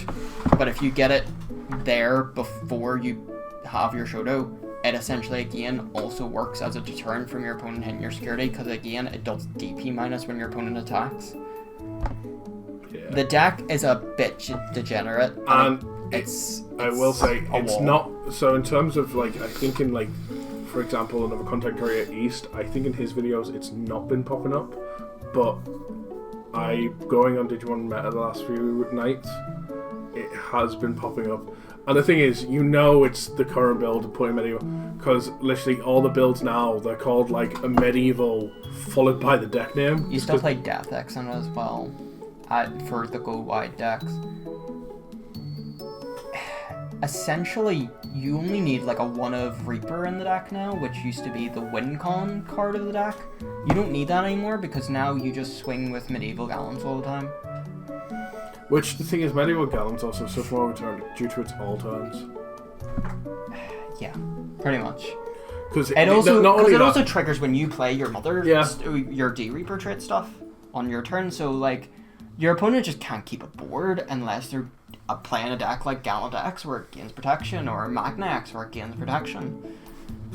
it's essentially, Mother was a problem. Like back at BT9, a lot of people like to play it, and it was a problem back then because it was annoyance. Now it's just the next level of it. It's the only go wide deck that doesn't die to Death X because they don't have levels. It's the only go wide deck that doesn't really die to Ruin Mode either because all of the stuff on your turn gains DP. So any of the things that start as low to be killed by Ruin Mode is like the Searchers, which, cool, I don't have Searcher on board anymore. I can now play it. My Mother's now giving it a shit ton of DP. It's not going to die. I get the on play to draw one, and then I'll tuck it back under and I'll just do Searcher plays. On top of that, it's one of the few And decks that you can raise regardless because you're on 15k and still on 15k when you raise. And yeah, and it's unaffected. The Medieval Gallants come down as 11ks. The you play Death X and Reaper, which are like 20, or I forget what DP Death X is, 16, 15? With Defx? Death X is 15. Reaper is like a 20k Digimon or like something like that, 15, 16, whatever. And plays out all of the sort of higher cost, better D-Reaper cards that aren't those are also start at about 4 or 5k and then get the DP buff, so they're surviving the minus 5k. They're not dying to Ruin, they're not dying to Death X essentially. It's not going to be seen as a I can win at regionals with this deck. But it's I think that spot where under the again, right pilot, you'll place fucking high. you can place top 16 easily, if not top 8. If not higher. If you are fucking amazing with the deck, you can do pretty damn well with it. Never punished. You're never punished in the deck for anything. Shall we spin? Yep. Go ahead. There's 2 decks left. We're getting there. Mm? We're getting there. It's Rapid. Rapid gets very good. Maybe you Again. should have went to the bathroom now, Shira. I'm too tired to even argue with them. I agree with you. Robert's going to get really good. Rapid gets very good Yeah. because it gets a new ace that's a Rapid mon, so you can ace twice. It gets a new Terriermon, which gains you memory. Again, it gains a new Henry, which gains you memory and suspends things when you Digivolve.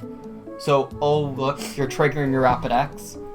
The Gargo is good as like a 1 or a 2 of because it plays your Henrys. It's just better now. It just has better options to it than it used to, and it's very good. And I think it's still very, very high tier 2. I think it is top of tier 2. Like, top 3 of tier 2. I agree. I think Rapid is going to be high tier 2. I disagree with how I think how you think the deck's going to be built. I think they're still just going to focus on just Rapid names. I don't think they're going to bother build the Gargo personally. There's already a diversity in level 4s played in Rapid. They were playing a fucking Togemogumon. There is decks that play the BT17 Gargo that on deletion plays a Terramon. I think the new one, if you're going more Henrys, you play it as a 1 or a 2 of, so you can get Henrys on the board here. That's it. Like, you can then ace over it into a Rapid, and then ace over it again into a Gargo, or go into a Rapid X from there. It's not as bad anymore to diversify your level 4s a little bit. I'm not saying it's going to be played as a 4 of, 1 to a 2 of, most. That's it. Final deck. Blue flare. Blues. Yeah. Cost this one go. It lands on Blue Flare, to be fair. Yeah. We still have Justimon X on there, because we didn't hide it. Okay, that's impressive. I know, truly surviving. No one's a comeback. Redemption. Blue Flare, honestly, I think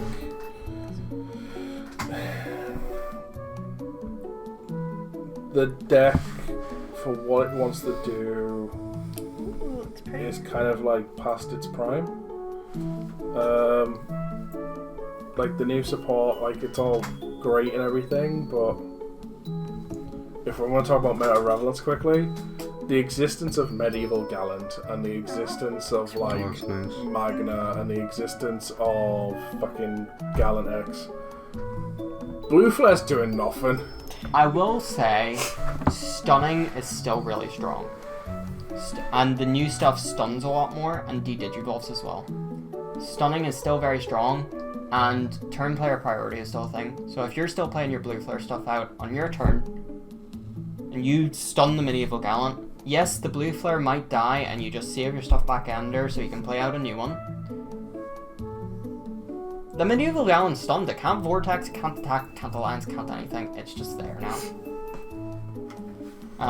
Plus it's all level 5s as well, so you can still like do your blue and black level 6 aces over it. Your Vikes and your new Metal Sea Germoniuses, your Dark Germonius when it comes out, like all those are still good level 6s to play in it. Like I say, I think it is going to be a tier 2 deck. I think it's going to be, like, say, that local hero. I think it'll be annoying to go against, if anything. I think there's too much stuff in the meta right now that is, like, kind of hard counters, and especially when a lot of decks, like you say, are trying to play medieval, like a Def X, like, just slapping it in. That is just, like... It is harsh because as Blue Flare doesn't have, and I don't even think the new stuff helps with it, like doesn't have a good way of like getting a lot of consistent memory compared to the likes of Cross Art. to the point where it's like most of the time they go for the cost of free, Digicross into Metal Grey. They'll probably get killed by the medieval, and they won't have the memory to go into Metal Grey again. Keep turn, start doing stuff like to start dwindling down. Like, you know what I mean? Like they'll hold their opponent back, like maybe if like the odd thing here and there, but they'll never be able to push. Yeah, I think the deck will come back into. I mean, I went against Blue Flare twice in the 3v3s at Glasgow. The 3-3-3 is a different kettle of fish. There's unironically 3 decks in this one set that are blue and black. What can I say? It's probably a good colour combination. And the best one is Mega Digimon. Yeah, actually, I didn't think that would be the. I think Blue Flare would probably be better than Digimon. I don't know, the Digimon stuff looks fucking broken. The blue stuff, Your the Blue Digivolving Flare stuff has with already removal on been top of broken for a while, though. I mean, I think because Blue Flare can like stun like 3 or 4 bodies, or at least a solid 2 to 3 now bodies. keep in mind it can stun 3 bodies under the old Metal Greymon, but that also then had to compare sources. I think the new one, Medieval can't you just stun it? You die, but you just stun it.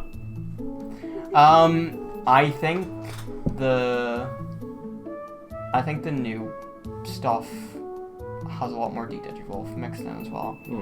I think it could be on par. I think the Digimon stuff still has to prove itself. It looks good. I think it has to prove itself. Well, Blue Flare is established. with that, I believe that brings us to a wrap on this podcast. We managed to get through everything. Yeah.